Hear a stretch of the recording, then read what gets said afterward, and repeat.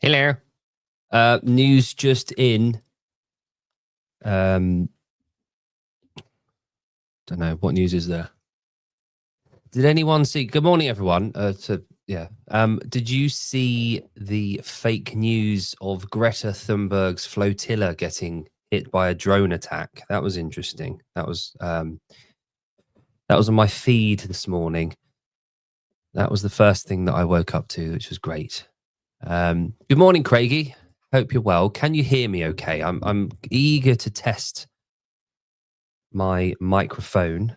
Reason being, had a couple of issues over the last couple of weeks. I have become a bit of a cool dude, you see. What I've done here. Thank you, Craig. Thank you. Hope you're well. What are you up to, Craig? What's going on? I have got myself a second screen, and for a caveman like myself, hello Jethro, hello Jody, good mornings. Must be nice and early there for you. For a caveman like myself, having a second screen over here, I feel like Jeff Bezos. It's very funny how these little things can make you feel good. I have a client who's very, very, very, very intelligent, and is a director of a tech company, a software tech, and he's very well respected. He's in the algorithms and software and all that stuff, and he tries to explain to me. Nice. He tries to explain to me what he does, and there's a reason for all I'm saying all this. He tries to explain to me a lot of the time what he's doing, and he goes on and he tries to put it in layman's terms, and he tries to get me to understand processes and why it's important and what benefit there is to me and a society and all that kind of stuff. And as hard as I try, I get how passionate he is. I get how excited he gets about talking. I get how important it is. But it just isn't, my brain is not wired up the right way to appreciate it. Hang on. I haven't added a shoe. Oh, is it a bit wonky? Hang on, Jody, good spot. There we go, sorted. I've got the 6, the 2, the 3 high top, and then a 1 and a 1. Oh, hang on, that way. But yeah, all good. Hello, Adam. I hope you're well. Did we all have a good workout earlier? I hope it went well. What do we do today? Let me know. Okay. But yeah, my client, obviously he has a vested interest in all of this, and it's his job. Now, essentially, his job, he left school at 16. Good to hear, Adam. He left school at 16. Played rugby league. Good morning, Sabir. Hope you're well.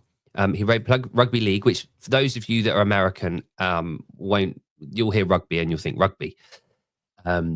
It's obviously a town in England where it originated, the sport, but you've got 2 types of rugby. You've got rugby league and you've got rugby union.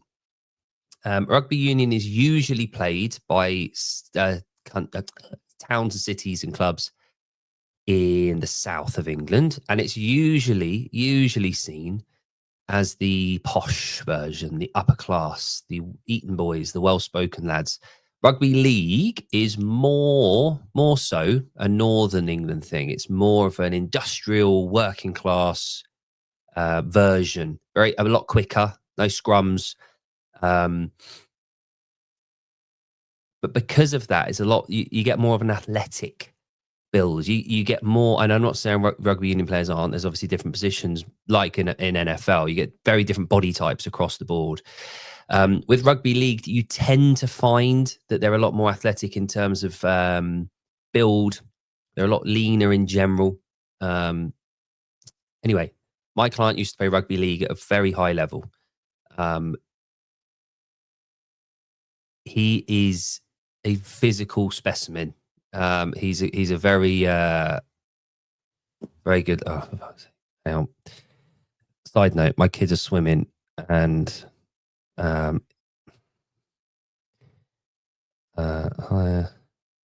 put my kids' bags in the lockers, and my wife doesn't know what locker, because we don't lock the lockers here. We don't have locks on the lockers because no one steals anything. Nice one. Nearest. Sorry, hold your horses. Nearest the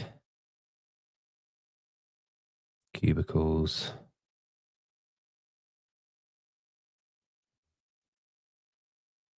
This is fun, isn't it? Cubicles. Yeah. I'm live.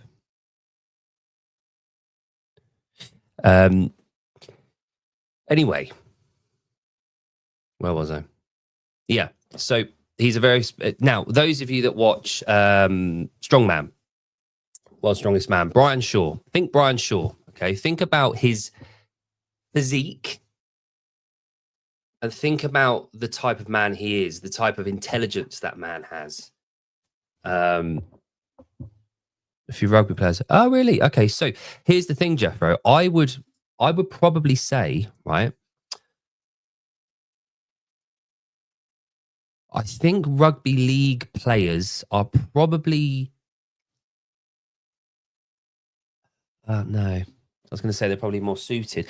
The rugby league players are typically leaner and quicker, faster, which when I think of the NFL, I think of power, short bursts, quick plays. A typical rugby play might be going on for 2 or 3 minutes, a constant flow, because I don't know if you know, but in rugby you can only throw the ball backwards or kick it forward, and then you have to go and follow through with the kick. You can't throw it forward. That's the big difference, obviously, between the two. So anyway, so Tom is or was a rugby league player. He's now he's I wouldn't mind me saying he's a geek, right? He's a complete nerd. He taught himself how to program. He writes algorithms that are like ridiculous. He's a coder by trade when he was younger. He's approaching 40 now.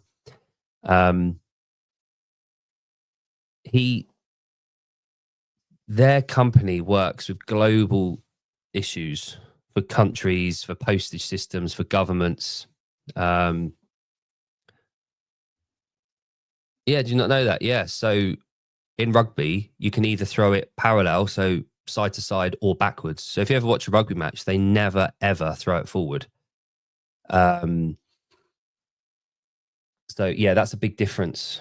That's why I think the game flow is a lot longer, because you have to think strategically, right? How are we going to move forward whilst we can only throw back? So it's why you get a lot more carrying. So people will carry it and bob and weave, go through and then throw and then get tackled and that kind of thing. So the gameplay is obviously very different from NFL.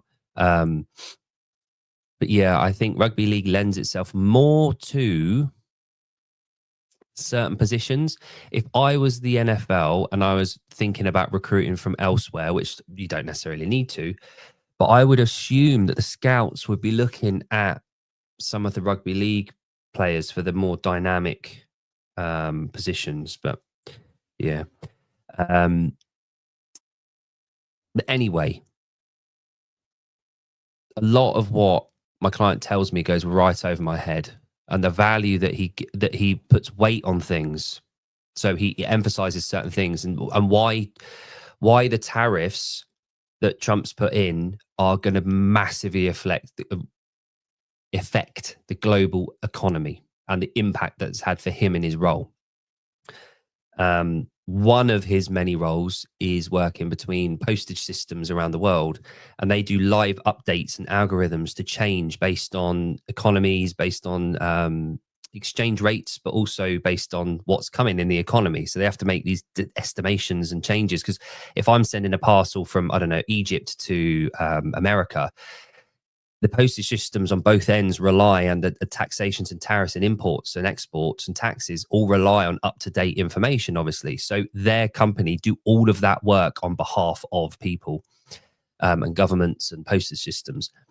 Now, the impact that this is a side note, by the way, the impact that the tariffs have had on his role in particular have been drastic. Hello, Christian, as you can imagine, because the dates gets changed, they push back, the rates change up and down, so they're constantly on edge about having to adjust and apply these exchange rates.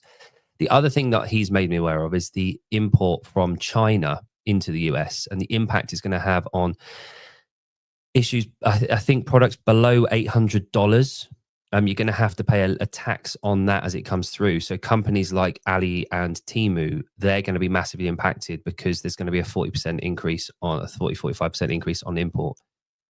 But although that doesn't impact China, doesn't impact the Chinese, it affects the purchasers, obviously. So it's, and you know, the importers like yourselves. So the prices go up to account when you pay import tax. So I'm trying to get my head around that on behalf of my American friends, because it's just interesting economics to understand. And also it's going to flood the rest of the world with local post services stopped all packages to you. Yeah. It's going to be a big impact. Now, fortunately, I don't really think the UK is going to be, yeah, it's going to be interesting. And, you know, I don't profess to knowing what this means. And I don't profess to knowing if it's a good thing, a bad thing, if it's going to end up a really good thing for the American economy, which by the sounds of it, I wouldn't have thought Trump would do anything negative. I don't know. But I don't prefer, I just, and this is the tick over that I was going to say about CrossFit, right? Is so there are people and political commentators on every news site, on Instagram, on TikTok, not that I've ever been on TikTok, but on all these sites that reflect and postulate and try to understand and give opinion and impact and try to direct and have really strong opinions and try and influence and talk about these issues with as a matter of certainty and fact and have their say on things. Actually, my hoodie's from Vindicate. All my cabinet vendors have added to, yeah, right, cool. Well, not cool, but you know, there's a reason for it all, isn't there? There's reasons, but I don't really, and you could call this sitting on the fence. You could see it as playing the easy way, you know, not having an opinion on stuff. But the way that this is wired, yeah,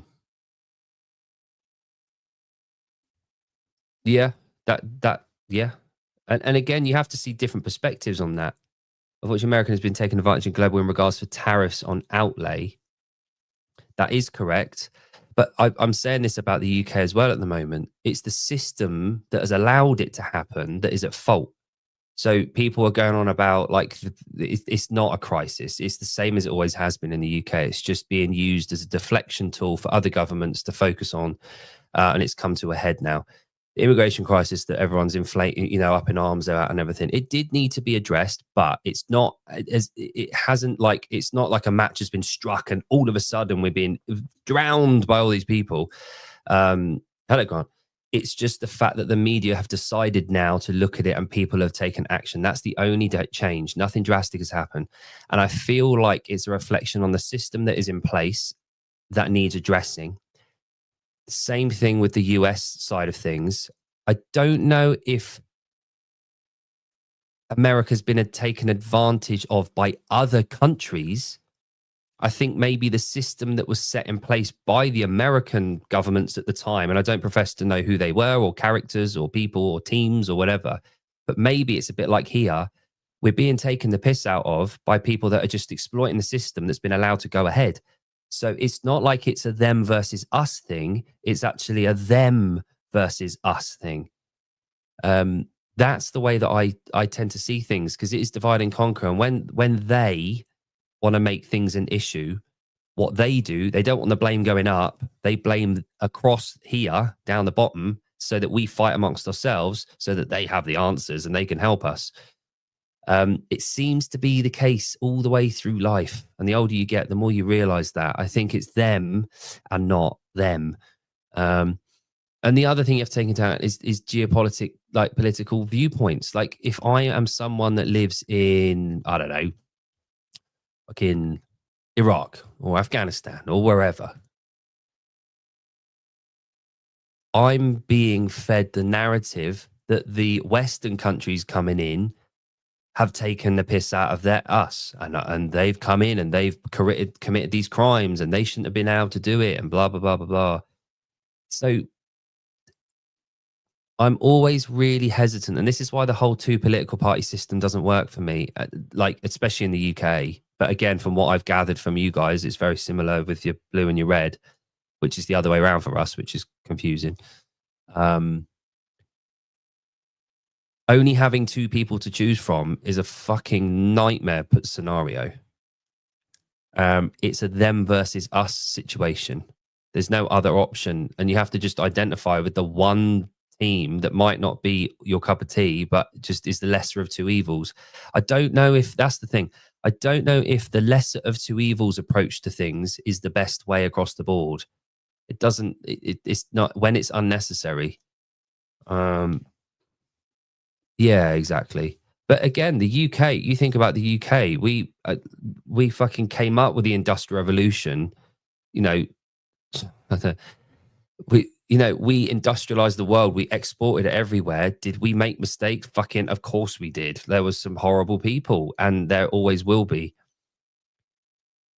But we've been paying for that for the last 100 years. We were the global superpower until World War II. Until the mid-40s, we were the big global superpower. And then we signed that away out of guilt, out of imperialism, out of rebuild, out of the World War II. And that is fact, and that is history, and that is what happened. And for the last 80 years,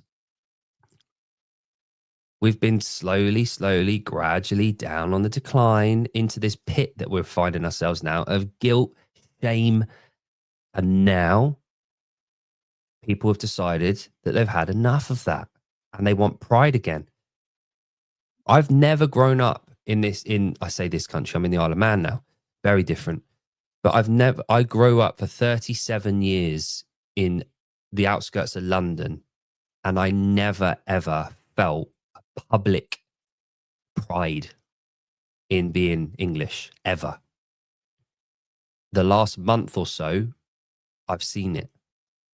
It is a big awakening happening, and it's pride. And I don't know what that means. I don't know where it will go. I don't know if it's a flash in the pan reaction. I don't know if it's just social media. I don't know what it is.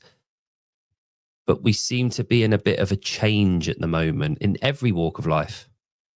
Same in Trinidad and Tobago, except our red and blue are African or Indian. Okay. So that's your two sort of political stances. You think of everything like there just seems to be a sense of an environment of need for change.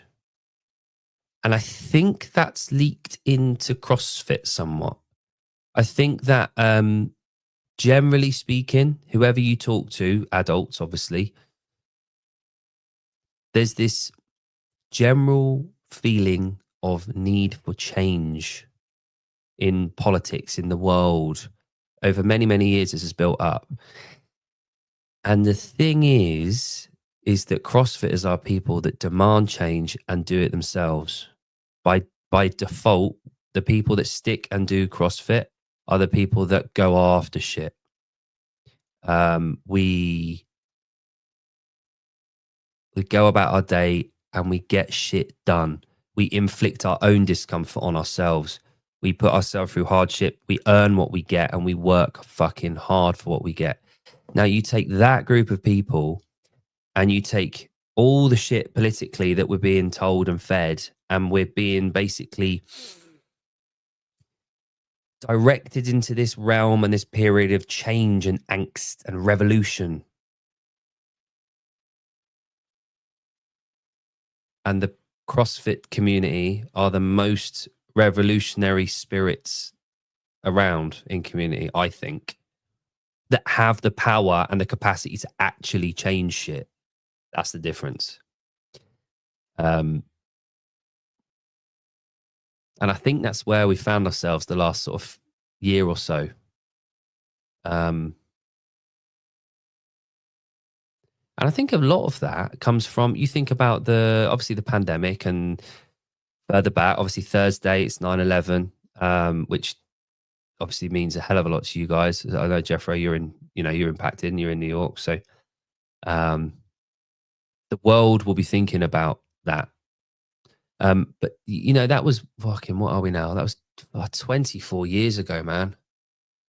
Bloody hell. You think of the impact that had. You draw a line in the sand from then and think of all the shit that's happened since then. We've been building up to this point for that amount of time. But Pandy comes around in 2020. Then last year, Trump getting back in play and the actions that he's taken. And again, this isn't a criticism or a support, just the actions he's taken.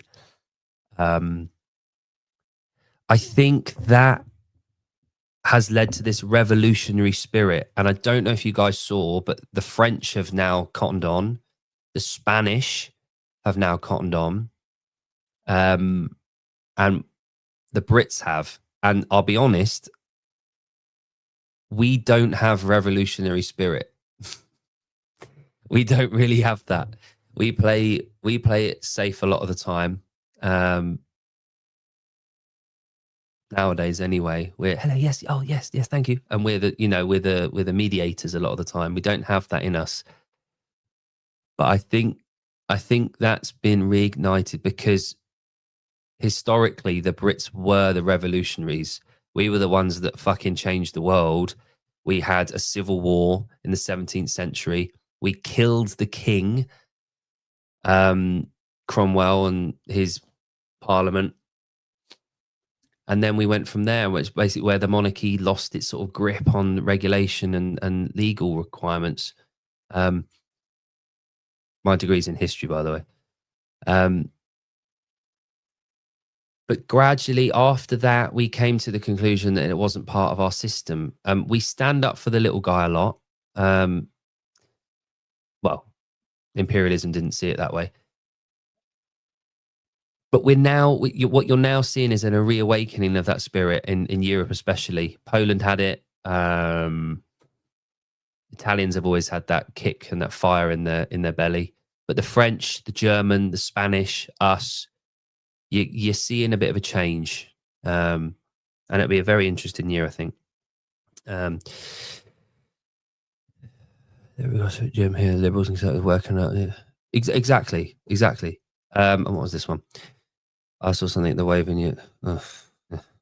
Thing is, you have to remember, right? So I said this story before, but my granddad served in World War II in Africa. He was a tank driver. Hilaire, Mexican Godfather. He drove a tank in World War II in Northern Africa, across Egypt and Tunisia and all that kind of area. And I was very lucky that I got to talk to him before he died a lot about it all. And he told me what he needed to tell me. But one of the times he told me about, he worked with some American soldiers. And the American soldier gave him a saying that was, empty cans make the most noise. And that stuck with my granddad, that empty cans make the most noise. The people that are emptiest are always the loudest. And you get a full can, full to the brim, doesn't really take too much, doesn't make too much noise, does it? And he told me that, and I think he probably told me that because I was a loud little shit when I was a kid and didn't really have much going on in my head. Funny enough, no, it's unbelievable. Um, but I think that applies today with politics and opinions. Those people and that old adage, that old ancient, I think it was ancient Greek, those who cannot teach, those who cannot, comma, teach, those who can do, those who cannot teach. Now, are the people that are screaming, I'm triggered and I want to see this change and I want to see that change and blah, blah, blah, blah, blah, blah, blah. Are they the ones with no substance? Are they the ones that don't have any other value to add other than screaming and shouting at the top of their lungs and, as you put, getting triggered? Now, we have those in England. We have those in Britain. We have those people. A lot of the time, they're called university students. But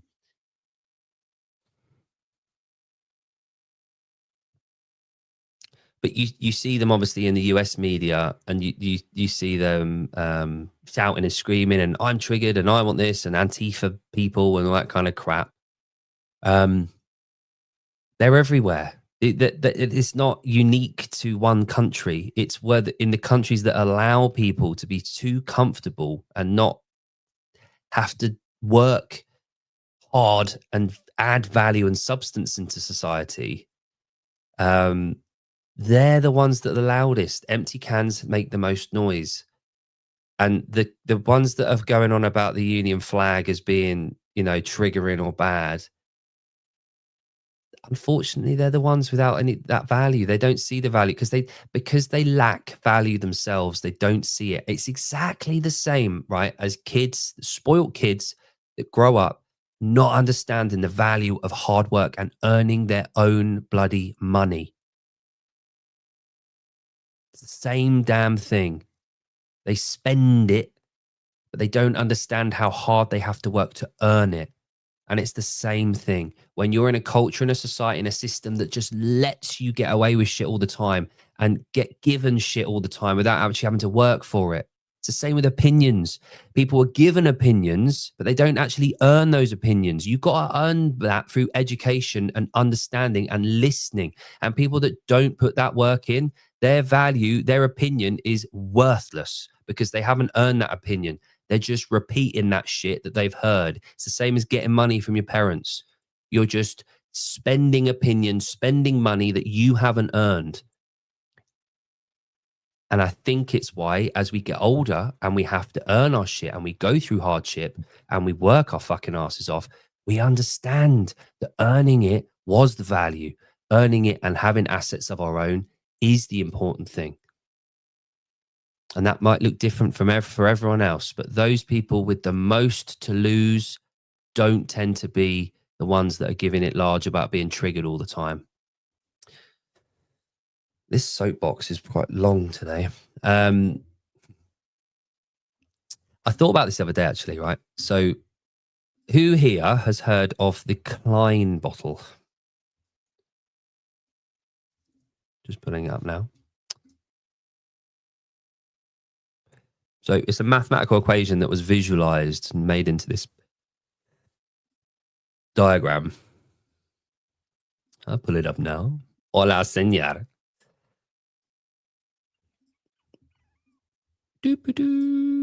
Klein bottle. Right, so this is the Klein bottle.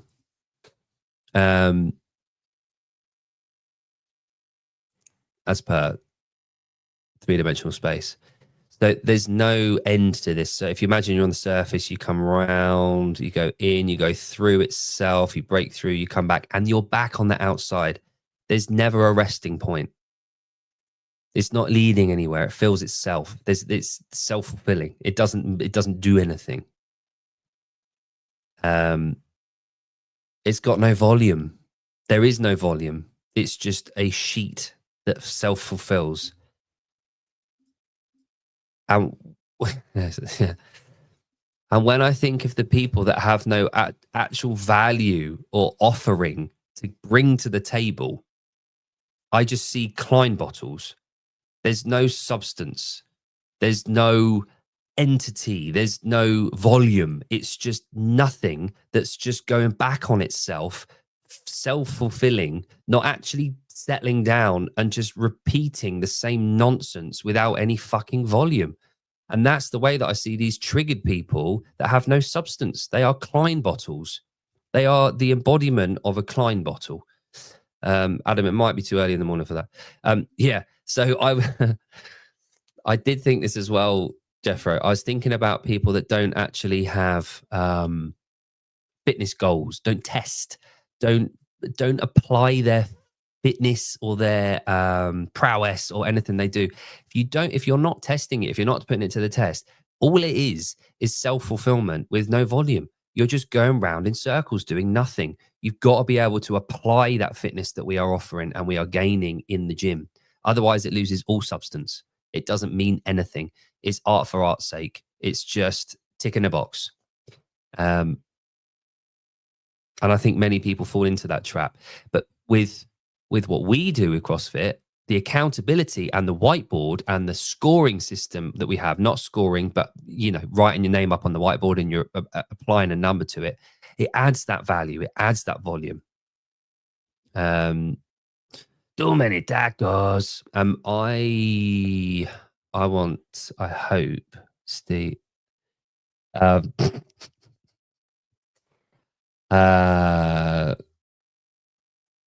Good idea. Question mark. So, sleep big. Yeah. Oh,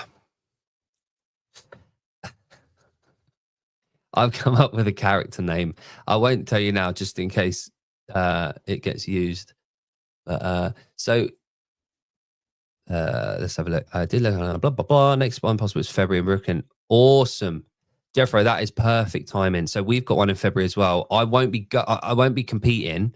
I will be coaching at it. I'll have a 6-week-old baby. So I'm probably not going to be in a position where I'm going to be able to train effectively for it. I'll try, but I'm going to coach. I've got 3 people going. February is a fucking perfect time.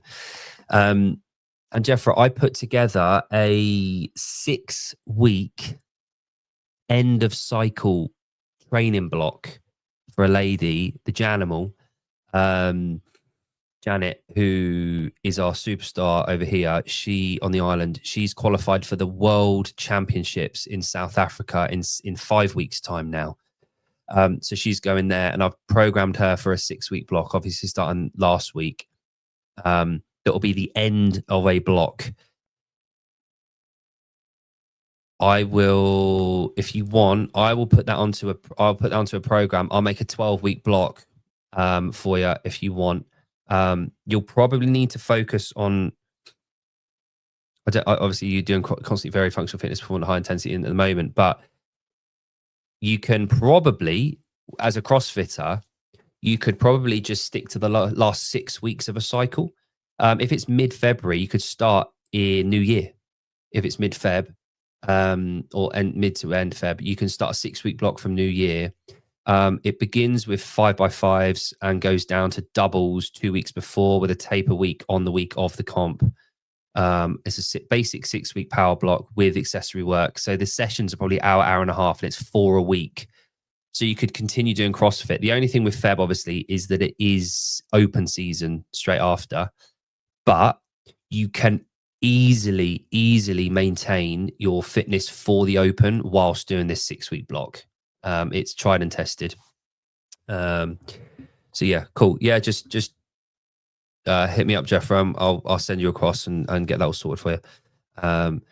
What is better, a high tech or higher bench press, or the highest, biggest bench press?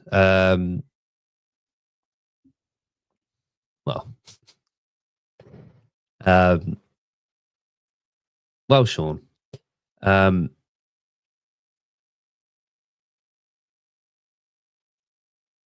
Well, I got neither. I got neither at the weekend. I could have gone heavier, but I was ticking boxes, obviously.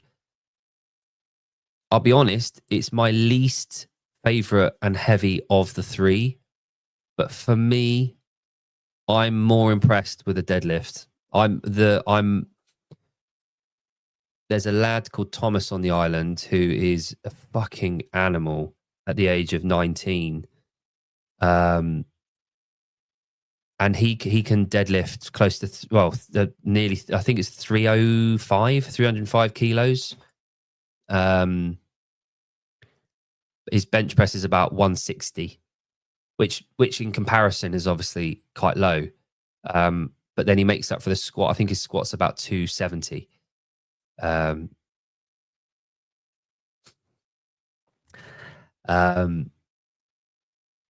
right, I'll ask you guys. I'll ask the audience. Hang on.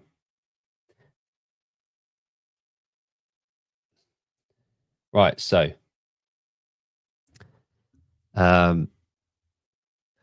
my good friend Steve at Defiant will be going to Rogue, as are Jon and I. So we've got through the Savon channel. Jon and I will be representing, but we've also be representing Glinton as well, because we got passed for Glinton for Jon and myself for the Savon channel. So Glinton and Savon channel will both have representation there. We'll be going live from both of them. We've got to figure all this shit out. We've got a little bit of time to do all this. Steve will be at Rogue as well, and he's from Defiant. And what I would like to show you guys is, so Steve wants a t-shirt design, and I thought about this on the drive home from the gym this morning. And I want to show you a picture of an idea that I had. Hello, Sean. Where is it? Here we go. Right, so fuck me, this is terrible. Rogue Juan. He is a Mexican sci-fi fighter pilot on his way to Rogue, and he's called Juan, and it's a play on the Star Wars film Rogue One, and it's Rogue Juan. He's got a Defiant top on and everything. So I think that would be a great idea. Steve doesn't know if he agrees or not, but so audience, would you buy a t-shirt with Rogue Juan featured on the t-shirt if you were at Rogue? Just let that sink in. That's the sort of thing that I have fun doing. Yeah. I'll take a poll. Those of you that say aye, say aye. Oh, hello. Does he take video? I don't know. You might. I could put a camera in there. A Trinidadian is the new junior world champ. Awesome. That's amazing, Sabir. So Sabir, you could probably it does look like Graciela, doesn't it? So Sabir, so you're from an island as well. Island boy.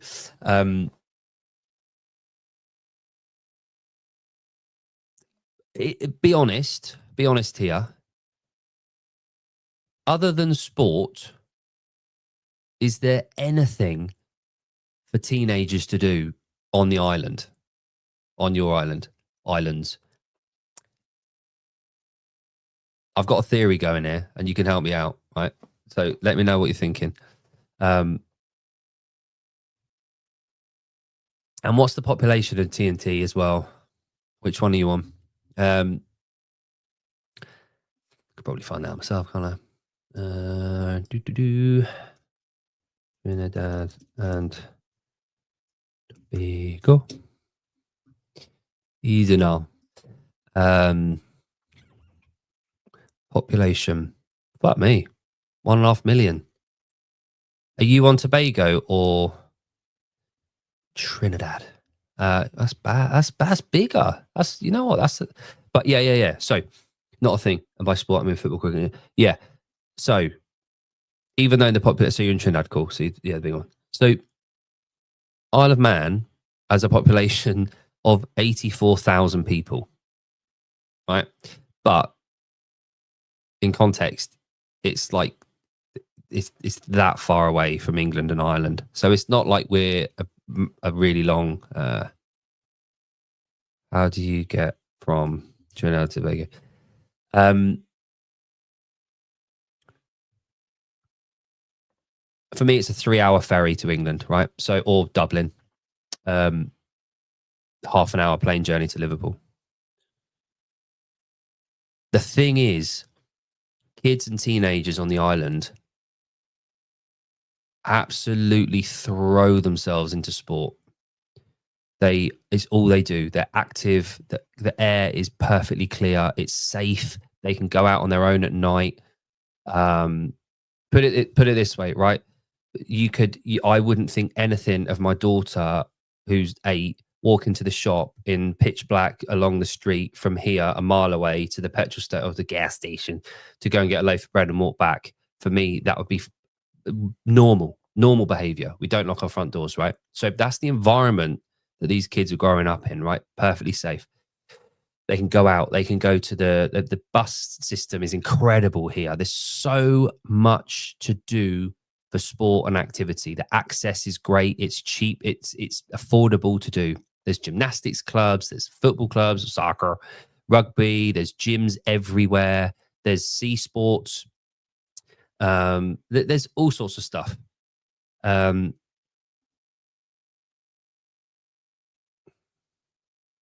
Right. Yeah, so we don't really have gangs. Can't buy bread and gas. Yeah. Well, everything. Sean, where do you, I thought you were British. Um, don't know why I thought that. Yeah, it's a common thing. So gas stations are usually doubled up as just shops, like a little tiny little supermarket thing with your essentials. Um, but yeah, so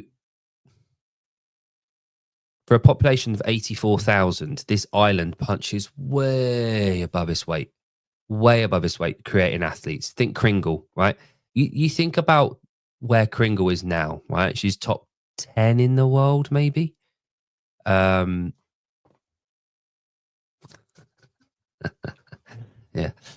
No comment. So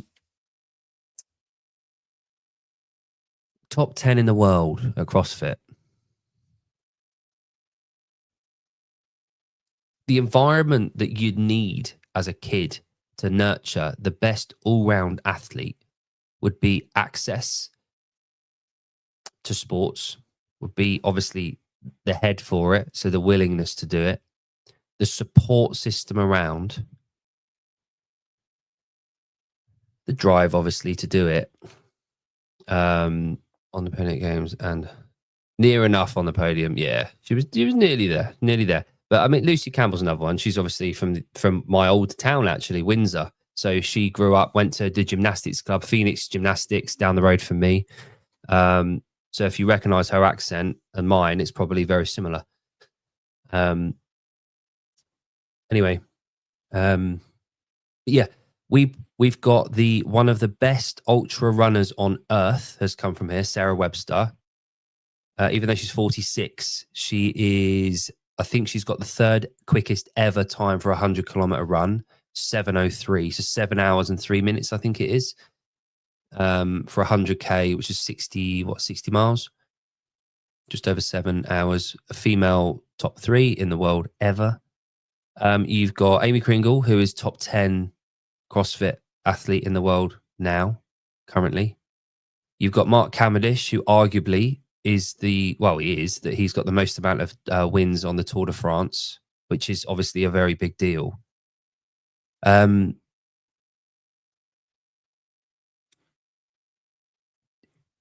all accounts, that shouldn't be happening. But for one reason or another, these small micro communities end up producing that. And the beautiful thing about CrossFit is that essentially you need all-round athletes that have got a good support system, but all they need really to access is a gym, which is indoors all year round, and to enjoy it and to be part of that environment. And it's a beautiful thing when you see that, which is why I want my kids doing fucking everything. My wife just graded them at swimming this morning. They're getting a lot better at that. But swimming is an essential part of life. Like, it is so free. There's a sense of freedom just to be able to swim. And when anyone with any parents in here, when you see your kids swimming, there's a really, It's a really weird feeling of accomplishment or pride that your kid can swim for some reason. It's like, okay, I've ticked that box. They're safe in the water now. So, there's a lot that goes on there. I guess you can tell we did. Brian Lara, awesome. I had Brian Lara cricket in the 90s on the Mega Drive, or what do you call it? The Genesis. Brian Lara, bloody hell. Didn't he go into politics? Was it him? Did he go into politics after? Dwight York, obviously. It's a bit. Do you think many people know that Dwight York is the father of young Mr. Price with Katie, with Jordan? Do you think they know that he's his dad? I don't know they do, because he's obviously a bit of a meme these days, isn't he? It's over the water as long as I feel that way myself. Yeah. There's just this, that when you see your kid doing something physically demanding or physical and they look competent, I guess it comes down to that, doesn't it? It's competency. When you see your child having full competency at something,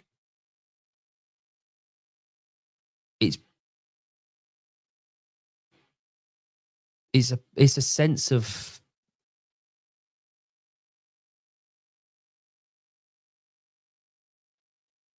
what would it be?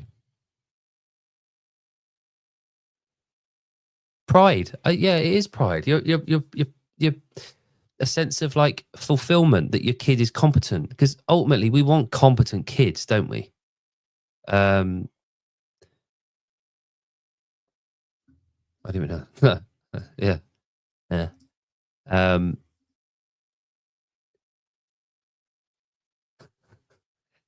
Yeah, Harvey Price, the lad, the big lad that just, he's obviously got he's a disabled child, but very, very funny. His comedy genius, really.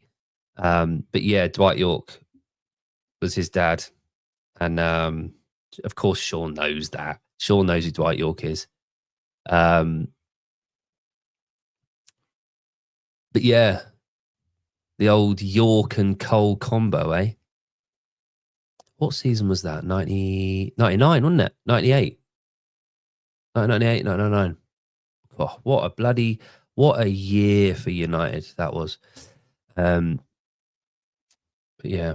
Name me a better duo. Shearer and Sutton. The SAS, Sutton and Shearer. 1994, 1995. Blackburn. I'm losing a lot of the Americans now, aren't I? Right, CrossFit. They are the greatest of all time. So yeah, Rogue is going to be brilliant. Jon and I are thinking about how to do this. We've got a lot planned. We're going to have a few meetups before then. First of which is Coaches Congress, which is in a few weeks' time, actually. Yeah. Yeah.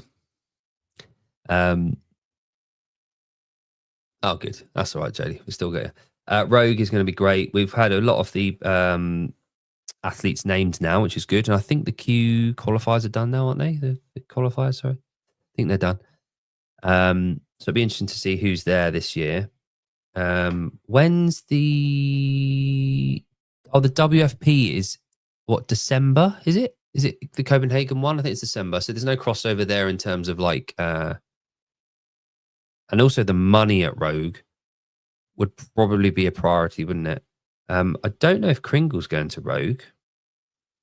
Either way, I'll wear a Manx t-shirt. Maybe get some time with her if I can, if she's there. That'd be cool. Done but not final. Okay. So yeah, we're coming up with some inventive ways. We've got Coaches Congress at Twickenham. We'll go live from there. Jon and I are sharing a hotel suite. It's actually a travel lodge, but we're sharing a hotel room. So we'll go live from Coaches Congress. We are gonna see Facundo there, see Rich, see Rory, see Henrik. Obviously, I mean, fucking Annie Thorsdotter's going to be there. It will be interesting. I'd like to ask her about the sale and why she's stepping away from ownership. I know my reasons for stepping away from ownership, but it's obviously a bit different now for her. And I'd love to be a gym owner again, but then at the same time, I wouldn't at the moment. There's a lot that goes into it. A lot fucking goes into it. And I think once you've been there, you have a certain level of admiration for anyone that's doing it. Nice one, Sabir. Have a lovely day. Do you have any connections with gyms moving over end of October? Wow. Australia. Yes. So Sean, I don't know off the top of my head any gym owners, but I do know the territory manager for CrossFit, Ed. I also know, I don't know if you know Zach Cadats. They are Melbourne. Obviously, it's not Sydney, but they will know the community very well and they will make some really good recommendations and put you in contact. So if you are, yeah, if you want to hit me up on Instagram, I can link you up with some people from over there. We can get you a list or get you looking at the best places to go. Not a problem at all. Not a problem at all. So yeah, we're at Coaches Congress 4th and 5th of October. Then we've got a High Rocks 23rd of October. So which isn't actually that. All right, we've got 1, 2, 3, 4, 5, 6.5 weeks. Blimey. Yeah. Yeah. Hell yeah. I mean, yeah. No problem, sir. No problem. My duty. So yeah, High Rocks, that should be interesting. I've done a bit more in prep for the powerlifting comp and taper week. I did a lot more endurance based 40 to 60-minute work. And I'm going to carry that over now, obviously continuing on with some tapered strength work from power at the top end. But main focus will be running, to be honest, running intervals and getting that done. And I coach and train an Ironman athlete. So I just take some of her stuff that I've programmed her and keep to that. Just minimize it, obviously, for the volume. So yeah, that'll be High Rocks. And then we've got Rogue, which is going to be amazing. My family are coming up. Loads to do in Aberdeen for kids as well. So they'll be doing that. Me and Jon will be hitting it up from the Friday. We're getting there Thursday. And there's these strongman and strongwoman competitions on the Friday as well. So we're going to be doing some work there. We have to get there on Thursday for the media briefing. And then we'll be there Friday, Saturday, Sunday. So we'll be there the whole 3 days. And we're putting out some content from there. Now, there are regulations about what we can and can't do. But we're working with that. We've got about 6, 7, 8 weeks to plan it. So we're all good. It's going to be fun. It's going to be really good. And it'll be the first one that Jon and I have done actually commentating from the event, which is going to be pretty cool. But we want to focus it on the whole point of the perspective of the audience. Do you know what I mean? Hello, Seema. Hope you're well. Meal prep looked good the other day, Seema. That was awesome. Seema, I said earlier, I got a second screen, and now I feel like Jeff Bezos. I'm like light years ahead of where I was yesterday because I have a second screen. It's really cool. I know you like that. So yeah, I've got High Rocks, and then we've got Rogue. Halloween is the Friday, I believe. 31st, and then it's November. And then it's November, and then it's like 7 weeks till Christmas, and I have a newborn. So this year's rattling by, but I'm trying to get as much in as I can before then. Now we're kicking with gas. Yes, we are 2 screens. I kind of want to get a third one. I don't know why I'd get a third one. I don't need one. I barely need one more, I hear. Seema, do you like this idea for a t-shirt? Rogue Juan. Like Rogue One, and he's on his way to Rogue. And he's just some Mexican guy called Juan. Yeah. Right. What was the title about? So Back to the Future. See, the way I come up with these is just I'm trying to put at the moment. Here's the little fun that I have. I try and put Pukey into a film setting and make it fit a narrative of the moment. You see, so today's one is Back to the Future, and I don't know if you noticed the little man that was. Hang on, let me show you who it was. Where are we? Did I save it on here? That one.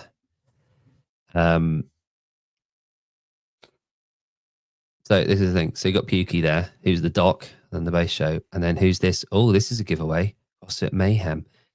So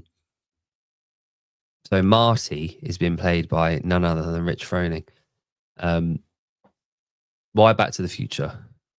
Oh, well, again, as I said earlier, with politics, I don't profess to know the answer, and I like to fence it, and I like to see the opinions, and I don't rush to conclusions, and I don't want to be the first to say anything. I don't have it in me to want to be first past the post to anything. Lack of competitive spirit, I guess, would be in there. But the Rich CrossFit thing at the moment is tying in with all the narrative at the moment, isn't it? So the brand assets, the appeal, we're the cure, fuck the system. They're all constructive. They're all great. They really are. And I've been on record saying this for ages now. One thing I'm aware of, and I'm trying to keep in mind, because I don't want to jump to any conclusions at the moment, and I'm just trying to figure all this out as it's going along, rather than give my 2 cents or my opinion on it. How much of the public narrative around CrossFit at the moment, how much of it is harking back to the good old days? How much of it is an accurate portrayal of what it used to be like? So is what we're saying we want back, like we used to have, is it rose-tinted glasses? It might not be. But whenever people are harking back or demanding that we go back in time, link. You want a link? Is that what you're saying? You can come on if you want, Tyler. I'll send you a link.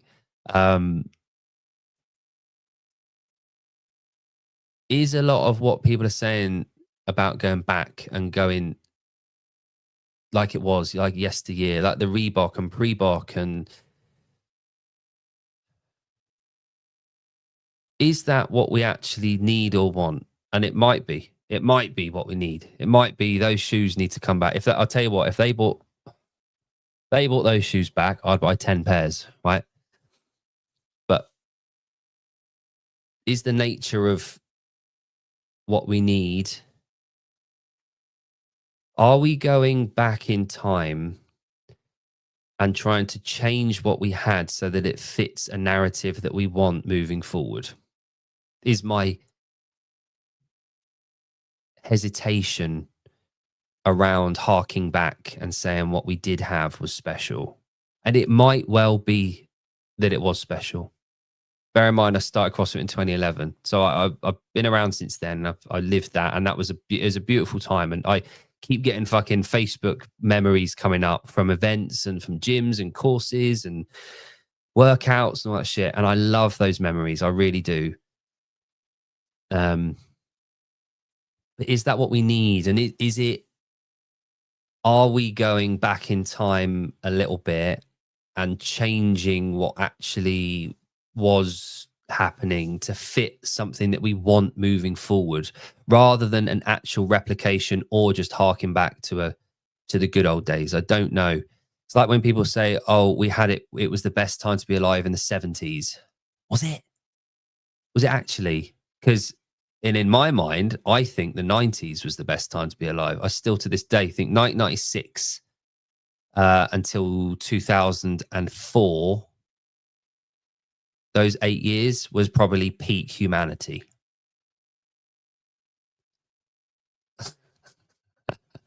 All right. Well, just all right. I'll send you a link now.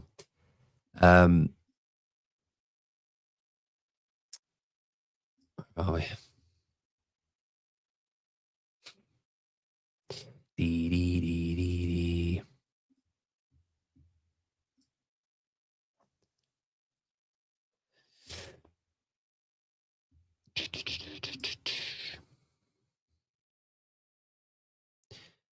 Late 80s for me.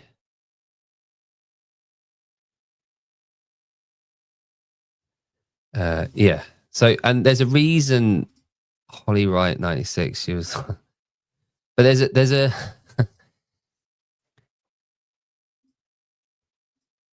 there's a reason that we always hark back. Um, what's going on here? What the fuck? Um, what is all this shit?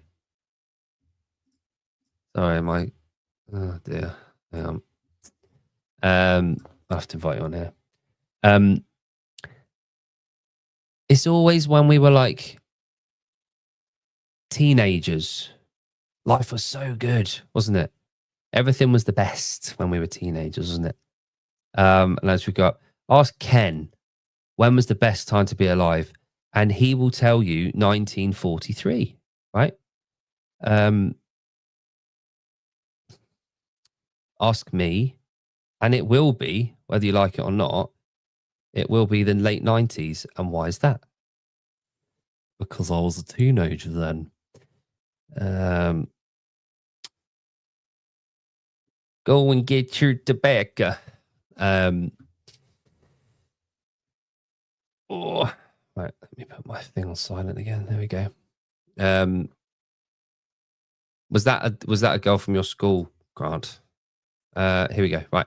What did we have? Nothing seems to have changed for the average box girl. I'm trying to understand the CrossFit. So yeah, again, like I don't tend to have a strong opinion either way on any of this, which is baffling because I think I probably should. But there's people like really strongly, and I think Tyler's just said, and I um, don't want to speak for him here, but we aren't creating new, so you start going, yeah, okay. So do you think then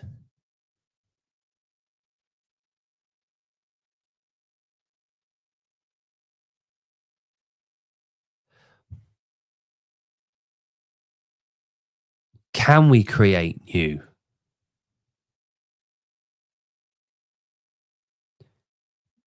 What is there to create?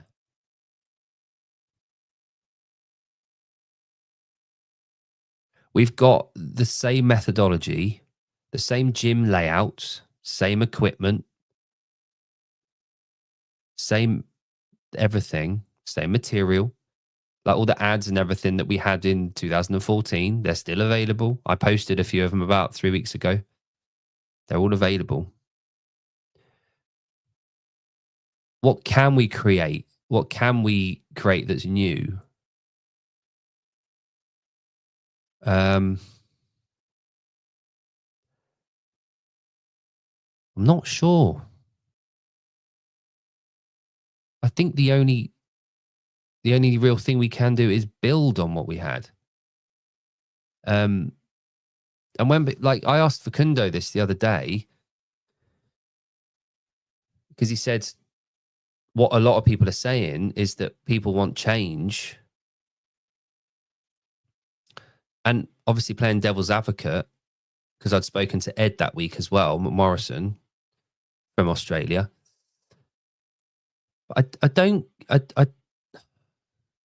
I'm yet to hear a coherent answer about what it is that people want changed, and changed from what? Like, what are we changing from, or what are we changing to? Is this that revolutionary spirit edging into our ecosystem, and people want change, but they don't know what it is that they actually want? I'm not sure. I'd like someone to tell me. Facundo's answer was that communication. And he went on to elaborate about understanding. People want to be understood and heard from different regions around the world. And the thing is, Facundo is obviously a man from outside of the US traditionally. And so he gets that. He gets that sentiment of people around the world just aren't heard in the same way that the American gyms or territories are. It's just a fact. Whether you like it or not, they're not. But my rebuttal to that is, and always will be, what do you want? Like, I know as an affiliate owner, I wanted, and Sean, you hear the unfortunate thing is you get a lot of American gyms saying this that are in the sticks. Like, think about all the courses, all of the drop-ins from Castro, all of the HQ visits, all the marketing assets, all this, that, and the other, right? The overwhelming majority of the time, 99% of the time, that is US based, which is just how it should be from the likes of Castro. It should be. And again, I'm sitting on the fence here. I'm not giving my opinion on anything. But we do have to understand that if CrossFit does want to be global, if it does want to export this, if it does want to grow, if it does want more competitors from around the world to grow, if it does want that affiliate model, if it does want more income and money, if it does want to flourish, if you want the rates to come down globally at the affiliate level, as in the affiliate cost, the more you get, the more profitable the company will be. You need to expand and grow. And how do you do that? You're not going to do that, Mr. Wizard. Hello, sir. What's up, dude? It took me a minute. I had to change my entire setup here. You got the alternate view. You're all good. Let's go that one. How are you? Good, man. Excellent. Have I been on your show? No, yeah. We were on the Glintons. Glinton. Yeah, we're on Glinton. Yeah. I'm going to change the thumbnail. That's fine. You're good. You're on now.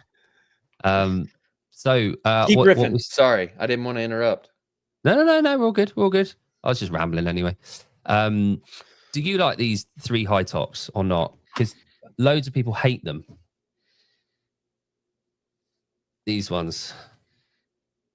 I like them. I like the way they look. The key for a shoe for me is it can't be chunky. You know, the mid 2000s, every shoe is like this like giant looking bulbous bullshit. Yeah, Those are thin. I don't mind a high top. I actually have on high tops right now. Nice. It's probably why my ankles are totally immobile, but no, I like them. Yeah, good. So you like them. Well, that's the thing. Those high tops, when they came out, there was those other ones. Reebok had a powerlifting shoe that was high tops that Mark Bell made. They were amazing. Yep. I love them. You can't find them. You can't find them. No, they were good. Camille Basnet used to wear those as well. Yeah. That's why I liked them. Yeah. So what are you thinking then? So you said, where was it? Sorry, you got on a topic that I'm just like, it's all I can think about right now. Yeah, I know. And I see, hopefully you can help me articulate an idea here, because I feel like I'm like a purple state. Do you know what I mean? I'm like, I can't. Yeah, except less gold stolen from other countries. I can't. Don't need to worry about that. No, just keep that quiet. To have an opinion on this, I need to understand the situation.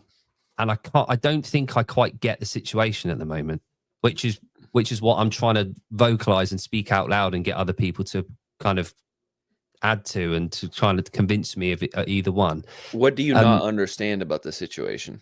So I don't get what we're crying out for. There's part of what you're saying is true, and part of what I understand some of the sentiment here. I think people are complaining about a lot of things that just aren't real. Right. So what are you saying people are crying out for that you're like, what the fuck? The word change. And like thanks, Obama. Yeah. And we want to be heard. That's for you, Jenny. Like we want to be listened or heard, and we want communication, and we want to be represented, there's all that stuff, and then there's also we want change. And I think they're the same thing. I think what people are saying is, but then the people that are saying we want to be heard aren't the same crowd that are saying that we need change. So, for example, Rich Fronin Jr., GOAT, he isn't saying that we need to be listened to or heard anymore, like out publicly at least. That's not the sentiment that I get from him. He's saying there needs to be change. And yet there's a load of people in the space that are saying from an affiliate sort of level. He's different because he's media and affiliate. So like he's branching those two.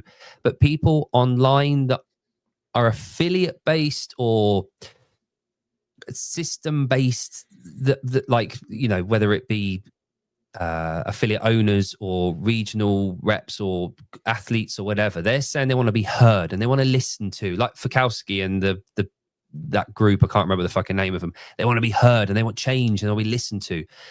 And then you get another group of people saying that HQ isn't doing what they should be doing and there needs to be change. Are they the same thing? Are they asking for the same thing? Mm-hmm. So if I can tease out and parse out my take on it. Yeah. I think some of it's legacy of like, well, first you have to separate out the people who want more than what Greg designed CrossFit to do.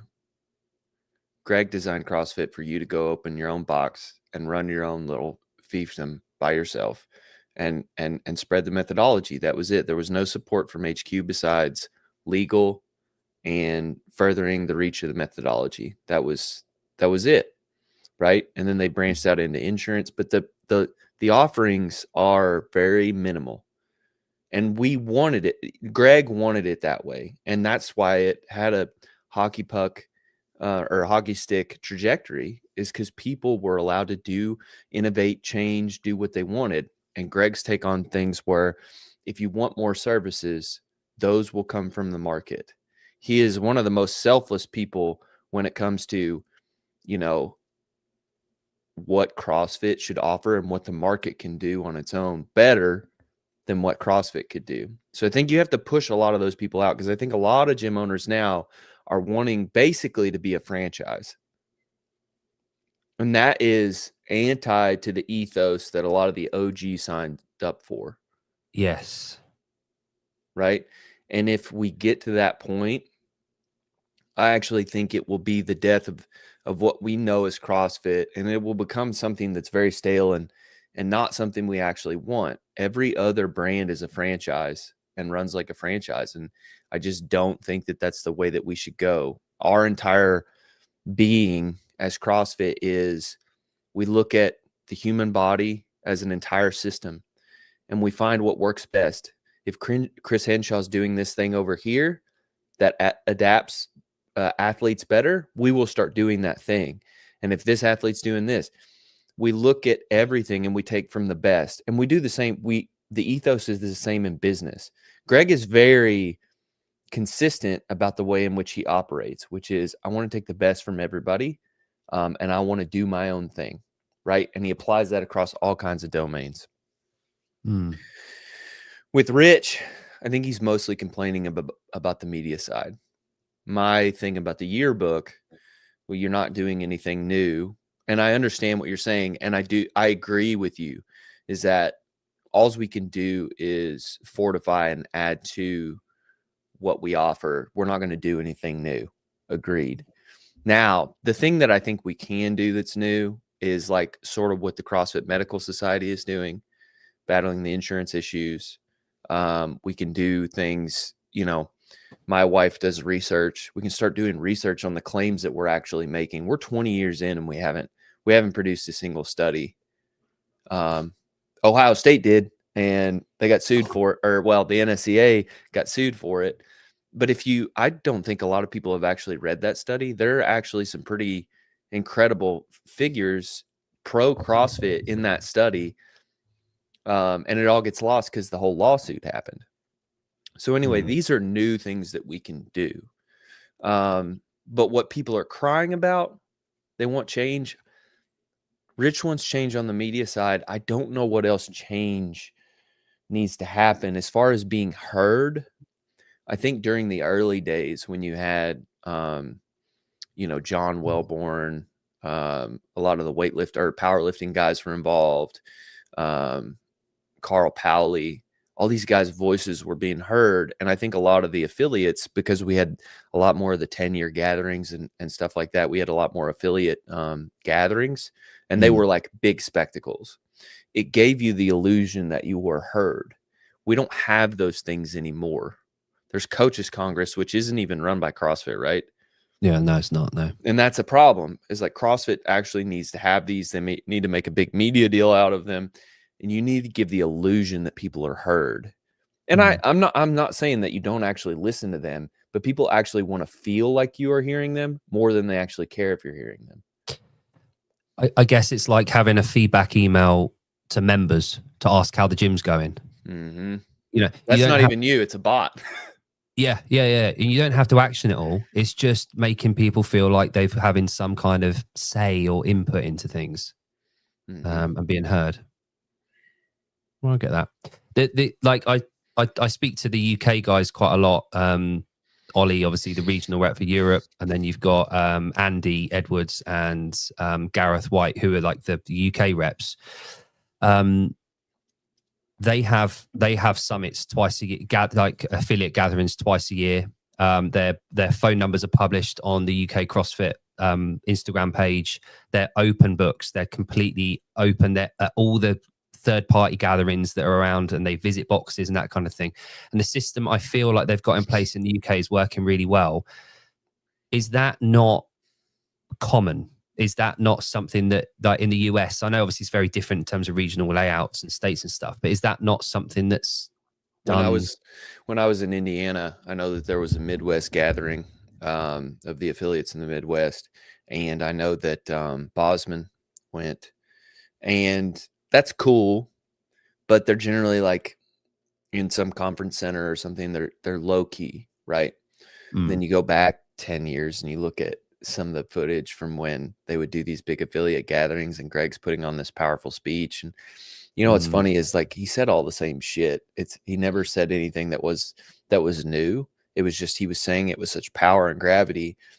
People felt like they were in a moment. And what you're not doing is you're not creating a sense of FOMO to where affiliates feel like they fucked up for not going.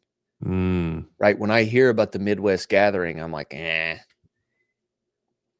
But when I hear about the affiliate gathering on the East Coast, Greg's going to be there. Dave's going to be there. A couple important speakers are going to be there, and I'm really going to learn something. I'm really going to change the way that I'm doing my business or think about things. That's what I want.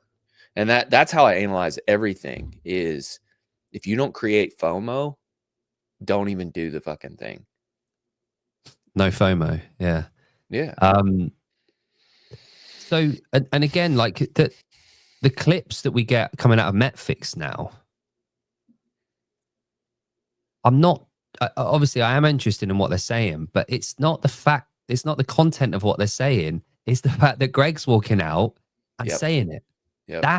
That's the thing about the videos that are coming out of Metfix. They're talking about like fucking glycation of mitochondria and like, blah, blah, blah, blah, blah, but it's fucking Greg saying it. P so values. Really cool. What the fuck? Yeah. Yeah. So I do get what you're saying. Now, I do favor Jan really hard, don't I? Like favor. looking at, yeah, we look Oh, similar. yeah. Well, yeah, to a degree. Yeah. Yeah. That's why it's just so easy to talk to you. Right. I feels like Jon's in the room. Um, I need to start rolling my R's a little more. yeah. Yeah. Yeah. That'd be fun. Next, I'm spending 3 weekends with Jon soon on the bounce. That'd be fun. It'll be fun to watch you guys. Yeah. Yeah. We've got to figure out what we're doing. But yeah, I get what you're saying. Now, here's the question then. People are saying, and I think you've hit the nail on the head there. That there's no FOMO there anymore. There's no fear of missing out on that from the affiliate gathering and the missing out side of stuff from there. The question then is, if we know that it was Greg's presence and his fortitude and the delivery and the aura about Mr. CrossFit being there, how do you replace that? How do you get that back? We don't have any cult of personalities left besides Dave. And Dave's cool because he has this Prince is the ultimate cult of personality to me. The artist. Yeah, formerly known as Prince, yeah. Formerly known as Prince. Yeah. We knew very little about Prince. And he was very calculated in what he released to the public, right? And Dave has that because he doesn't love the limelight, and when he's in it, he really puts on a show, and then he goes back away, right? I actually think his weekend reviews diminish that a little, but for the most part, like, he still has a bit of a mystic quality to him, right? That's at the center, I think, of what we need. Like, whoever buys CrossFit, whatever happens in the future, you almost can't cultivate a cult of personality. Like, you're sort of, I don't know, like, was Greg just born that way? You sort of just have this thing about you, right? But we need that person, somebody who will stand and say the hard, strong thing and be like, I'm right and you're wrong, and you can argue with me all day, but I'll dance around you and make you look utterly dumb, but I'll be kind about it. Or I'll just stand up and say, fuck you, Coca-Cola, right? We don't have that anymore. And so if I bought CrossFit, my first thing that I would think about is, who can we put in front of a camera that can really stir a crowd in a positive direction and give talks about glycation that are utterly uninteresting and still captivate people. We have to be able to do that. And I don't actually know that can be done, but like, we don't have a pope right now. No. The thing is with Greg is, in that analogy, he was God. He created it. Like, we had Jesus. Right. Any preacher that we have now is purely an imitation of, if we're after the exact same thing, it's going to be an imitation. Is there a certain gravitas that's lost in imitation? And for me, that, like, there's two standout figures to potentially be in that role, and that would be Rich and Dave, but simply only because of their legacy within CrossFit, rather than their actual application of fitting that, being able to deliver that. It just, and again, I draw back to the point of, with that in mind, do you think that's the foundation of what everyone is crying out for, but they don't realize that that's what they're after? They've come up with these other different reasons and rationales between why they want change, and they know they want some kind of change. It would be like a spouse saying, we need to change, and it's like, well, what do we need to change? And they don't quite get what needs to change, but they need to communicate and understand it. Do people crying out for change, like the athletes, like the Fikowskis last year, and then Rich going on a couple of weeks ago and saying that he wants to change. Facundo on our thing saying that he wants to change. Couldn't quite articulate it. The affiliate owners de-affiliating, saying they want change. The athletes leaving and saying I'm out. That's all been since 2020. Up until then, there wasn't any of that. So it does make perfect sense what you're saying. And I think you've articulated it in a very well. And I think that will probably make people start to understand the roots of the rationale that they're giving about why they want change. It might help people direct that, which is, yeah. What's Peter did a video with this, I think he's in England or Wales, affiliate owner, the Hunter. Yes. Yeah. I think he's very rare in that he seems to, or JR's sort of like this, where it's like they run their gym and they're only worried about their gym and they're content in running their gym. Mm-hmm. How long did you run an affiliate or own an affiliate? 6 years.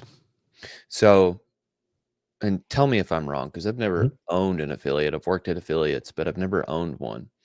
You open an affiliate, and your ultimate job is just teach people how to move, how to be healthier, right? Mm-hmm. And that's it's very fulfilling, but I think it has a shelf life. Probably, and I would say probably around 5 years. Is like by the end of 5 years, you want something more, something different. The idea, CrossFit's mission is to cure the world's most vexing problems, right? The idea that your affiliate money, your $3,000, your $4,500 is going to this larger organization that's fighting the larger issues, the Coca-Cola, the NSCA, Big Sugar, all that stuff, right? You now feel part of a larger pool, so you can control the health in your own community and you're doing your work there, but your money is going to something greater and you're part of that, right? And when Greg comes out and speaks, you're like, I'm helping with this. I'm part of something larger. And like, maybe I can be involved, I can write articles or I can speak somewhere or help push that along at a larger level that I would not have access to if it were just me, right? Now that we're not doing any of that, people have lost sense of the mission. So they turn inward, right? I need to make as much money out of my gym as possible, which I'm not saying is wrong, but like you just start chasing a dollar and then you get that 5-year mark or maybe 10-year mark. And you're like, oh, I'm putting as much effort as I can into this. We're making some money, but it's like, it's not fulfilling in a grander scheme. And it's because you don't have this big shiny thing above you that you're a part of. Right. Yeah. And because we're not preaching that anymore, it's all gotten lost. Do you agree or disagree? Or maybe a little bit of both? Yes, I do. There's an analogy there as well, societally, globally. I would probably say that the members couldn't give a rat's ass about any of that. Or at my gym, I didn't let Coca-Cola cans in the gym and that kind of thing. And they knew that I was interested in that kind of stuff. But 99% of them did, like the games, like 99% of them didn't really matter to them. But it's like the oxygen mask on a plane. If you want to help other people, you've got to be able to function and breathe. And the lifeline for affiliate owners is to feel connected to something bigger than them. And the analogy societally, I'm not a Christian, however, the decay of Christian values in society globally, especially in the UK and possibly in America over the last 60, like since World War II, has meant that people are floating around away from being connected to something bigger than themselves. As soon as you drift away from something that you belong to, it's like why fatherhood suits people. Like as soon as we feel connected downstream as well, we realize that we're upstream from something, so our role becomes important again. But eventually, like you said, you need to feel connected upward to something, whatever that is. And Savon talks about this all the time about God in your head, whether it's whatever. You need that value set that you apply to. And at the affiliate level, which is why the religion, a lot of people didn't quite get the religion aspect of your graph the other day. I immediately understood it because of that connection through it's something bigger, and the religious side of it as a methodology and preaching and pushing forward, and that the parallels towards religion rather than it actually being a religion. That people got so sideways about me using the word religion. What is religion? Is it you think there is some scripture or some sort of ideology that you have that you think will get more for you and you'll have a better life because of living by these tenets? How is that any different than the level 1 or the entire CrossFit methodology? It's the exact same. We go out and we preach it. We know that we have the right answer, but we don't want to force it upon you. Come live, party with us, but you don't have to. That sort of thing. Like the overlap with religion is 100%. I hate that people get so turned off by that one word, but that is what it is. And that's what was great about Sevon's thing the other day. Like, how you live your life is your religion, whether you think it is or not. And so don't get just so caught up in semantics. Yeah. And again, I've said this for a little while now, is smoke and mirror. A lot of people have this smoke and mirror effect where they're clouding the real issues with these little micro problems that they cloud the room with to focus away from the actual real underlying issues of things that are glaringly obvious. Is procrastination. And we need to beat through that a little bit, which is why I try to, I don't have it in me, fortunately, to want to be that first person to know something or first person to tell everyone something. Probably because that was beaten out of me as a kid. But I kind of want to articulate it, and I want other people to tell me all the information available so that I can make an educated kind of rationale in my mind that works to then have an opinion. That's the way that I'm wired, rightly or wrongly. And this is why it's so good for you to come on and articulate it, because you've obviously given it a lot of thought and ongoing. There's no answer to this per se. It's one of those ones that's just going to roll and change over the next 6 months. That's sorry to interrupt. I wanted to interject there before you move on. That's something that I'm guilty of. I try not to say anything in the front, because it's usually it's like with chiropractic, right? The pain point is often not the origin of the pain, right? And so I think about I think about the spin a lot. John is very obsessed with the micro, how each athlete did in each event, how each piece of the workout plays. I am more macro, right? So I look at the overall overcasting thing that's happening. Now I'll look down at each one of these pain points and I'll think about what do these things have in common, and then I'll chase it to the source. I tend to listen. I will hear complaints, but not actually listen to what you're saying, more of the emotion of what you're trying to convey. Okay. I guess it's always the case, and some people look through life through a microscope, and some people look through a telescope. Some people want to look at the stars, and some people want to look at fucking amoeba, and you can't really change the way they're subjectively both opinions. You need both. Yeah. I mean, we'd be at a weak place if I didn't have the people who looked at all the little, the micro stuff. They're equally as important. It's just when we want to, I think about Patrick Bet-David went on Sevon's show a couple years ago, right? And he said, like, they were asking him like the path to success, and it's to be a successful business person. There's really only like 10 steps to get there. The problem is people take 1,000 wrong steps as opposed to hitting the 10 right ones, right? And so I always think, like, how do we not waste time and move here and be like, that was wrong, and then move here, attack each one of the pain points and be like, yeah, that wasn't actually what we wanted, before you're like, oh yeah, I need to make this step here, which is just one step ahead, but it's the more overarching step as opposed to just attacking each issue. I guess it's being impressed with simplicity across the board. And that was the beautiful thing about Greg, was that he could fucking tell you in very simple terms how to do something. Look at Fran or Grace. Like, and it seems to be Isabel is the workout of the 2025 season. Like every fucking competition, even the Wadapalooza, I see that's got Team Isabel in it as well now. Right. But like, But on the other hand, he could go on a 2-hour rant about the fucking cell walls of the anything. And it would capture you, but be impressed with simplicity. I think when we're trying to deliver these issues and these questions, and the reason you first came on, the outpouring, the cry for change. For me, I just want in simple terms what it is that is needed to change, and I would put money on HQ wanting that simple terms, what you actually want from the people that are crying out for it. The people that want the change, try and articulate it and make it as simple as you can so that it actually happens.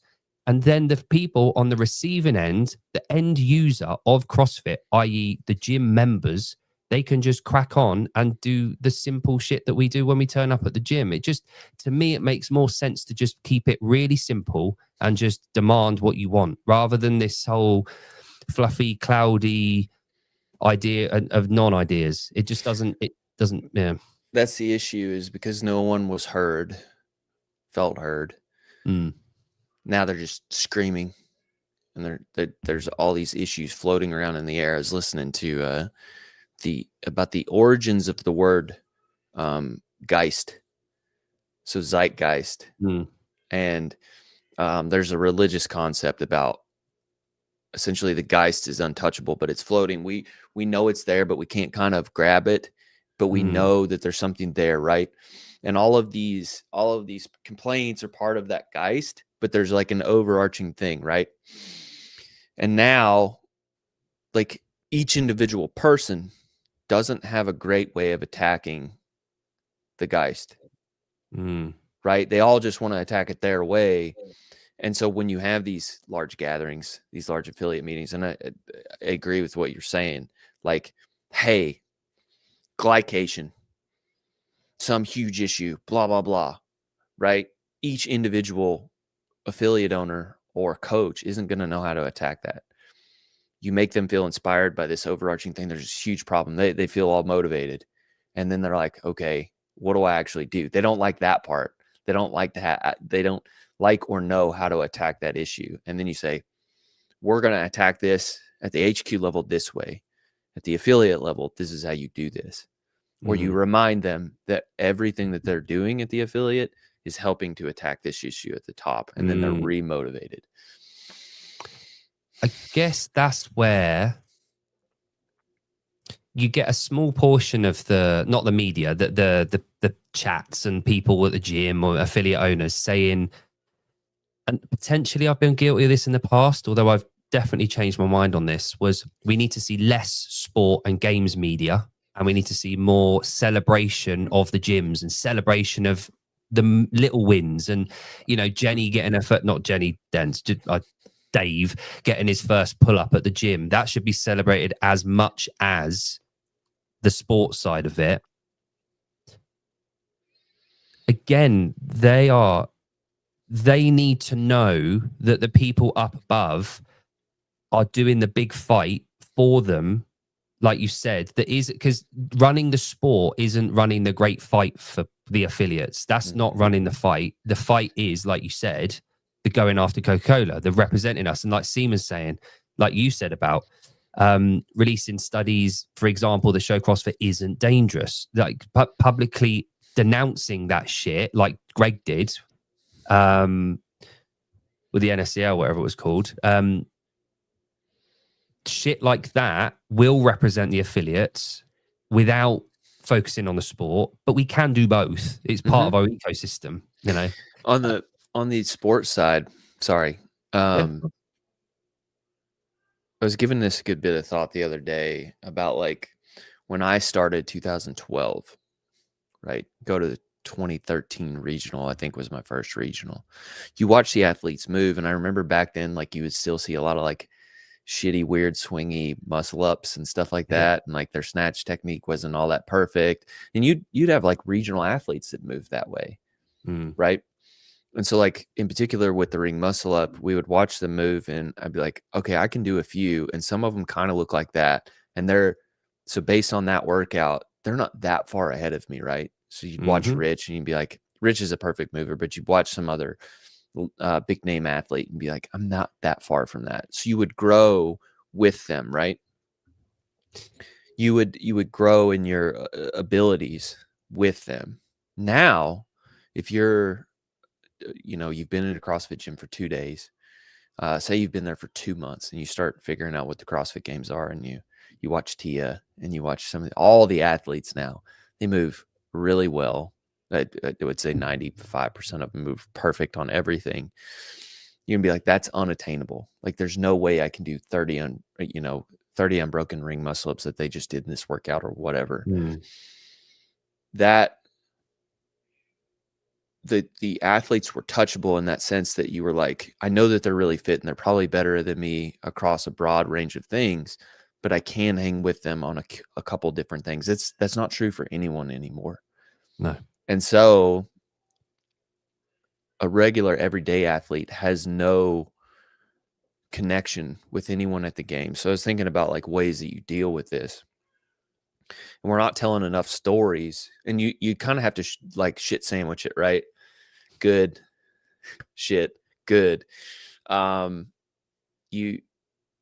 was like, you should do a video series where you go into these more local places. You find like regional or semifinal level athletes and you tie that to somebody in their affiliate, in their box that like has a goal, but they're not technically like they're not a great athlete. Right.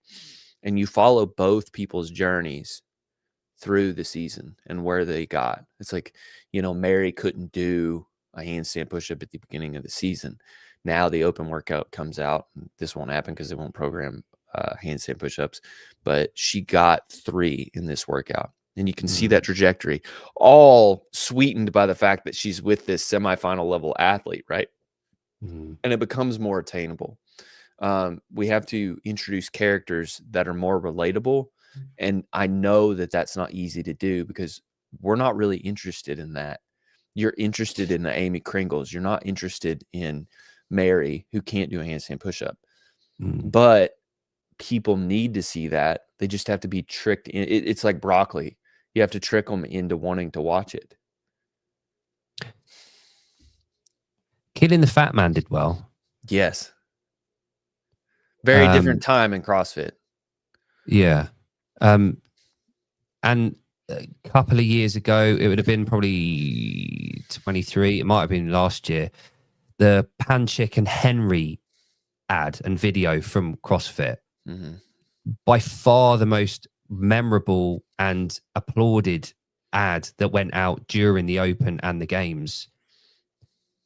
You're right that the parallels drawing between the elite and the everyday goers is a very powerful tool to use and demonstrative of what happens at the boxes, scaling and adaptation and meeting people where they're at. And I think more representation of that shows the spectrum that we have. And at the affiliate level, we know that that's the case. We program a workout and then we work program for the best, scale for the rest. That's quite a nice idea of a season approach to that. Here's another thing that plays into that is the scaling the Open or having 18 different divisions of the Open. I know that people don't like this, but I feel like they actually would like it more if you just didn't have the scale division. My thing about that is CrossFit is it's brash and it holds your feet to the fire of what you're really capable of, right? And you can scale on a daily basis at your gym doing the regular workouts. That's fine. But when it comes time to the Open, you need to be real about it's your health check. Yeah. How far have you come? Right. And so you get to the handstand push-ups, you can't do them. That fucking sucks. And how often in the real world do we have to get Yeah. faced with something that's like, nope, you're not Yeah. good enough. And that's okay because you can fix it. And then next year when the handstand push-ups come up, you're there and you're able to do it and you're able to complete it and you're stoked and you got this win. It took a year, but you're fucking so stoked about it. It was a breaking of the ethos of what I thought CrossFit or the Open was that really damaged the brand. Would that have been 15, 16? I remember one of the open workouts kicked off with 7 ring muscle ups. Can't remember what year it would have been. It would have been 15, I think. It was like ring muscle ups, wall balls, and double unders, I think, or something like that. And out of the, say, 50 members that I had signed up for the Open, I think that might have been workout 1. I don't know. It wouldn't have been 1. It'd have been 2 or 3. It was 15, and the ring muscle ups were at the end, and everybody got there and was like, I can't fucking do them. No, that wasn't the one I was on about. That okay. It literally kicked off 3, 2, 1, go, and it was 7 ring muscle ups. And out of the 50 people that signed up, we had 5 people that could do it. But that's about the right percentage of people that can do ring muscle ups at a gym.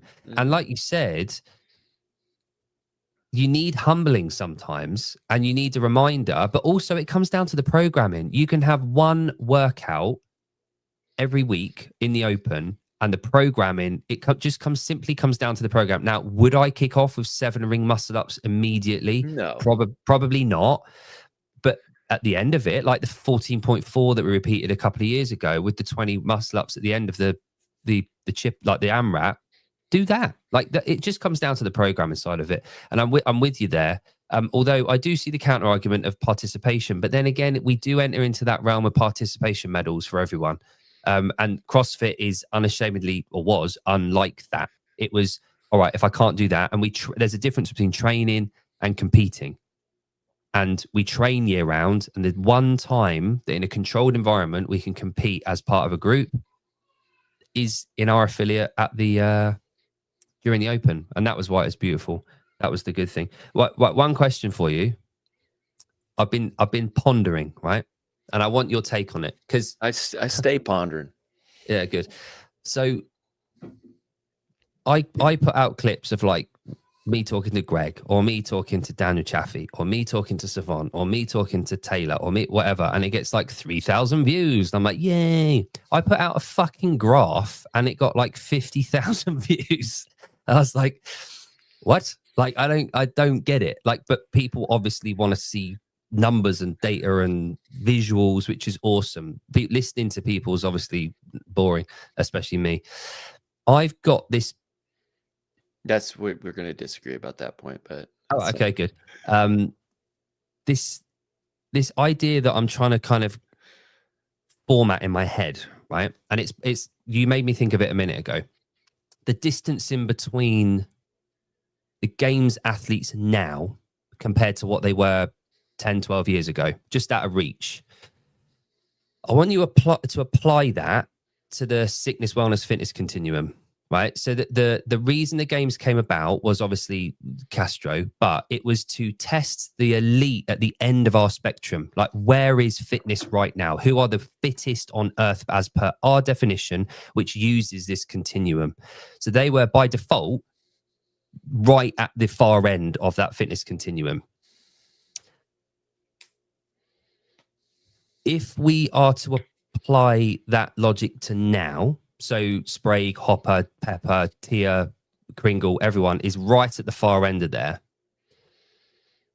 Do you still think that they exemplify health and longevity, which that spectrum, that continuum was indicative of? There's a sleight of hand in your question somewhere. Okay. I've got a second follow-up question to this. Sport is not sustainable. No matter what sport you're in. It was more sustainable due to the level that we were competing and our proficiency at the sport. There it is. There's multiple issues here. Number one, we were lower level athletes back then. And so you were more well balanced on the fitness continuum spectrum. Now we've gotten very far away from that to where athletes are like, like the strongmen are like this.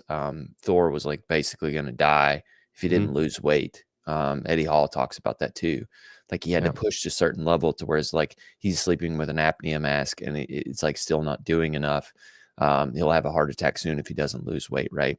Our athletes aren't there and our sport doesn't provoke that sort of thing, but they can't sustain the amount of output that they're putting.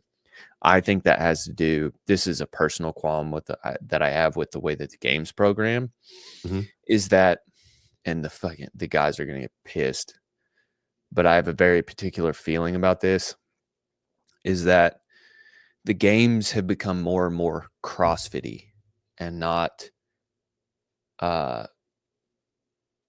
fitness.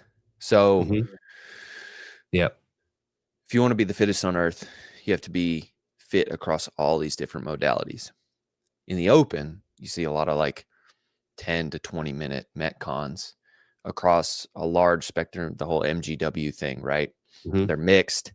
And that's the base of the level. Can you do all these things decent enough at a low level, like 95-pound snatch is not, it's not hard. Anybody who's decently strong can do 95-pound snatches, right? You don't even have to move well. Is your capacity there? As you go up the chain to semifinals, you get a little bit more niche, a little heavier. The execution becomes more important. The skill becomes more important. To me, at the games, you should see 1 rep max back squat, very niche gymnastics events, triathlons, stuff that is very particular, not particular to CrossFit, but anyone who is fit can be like, I see why that is fitness.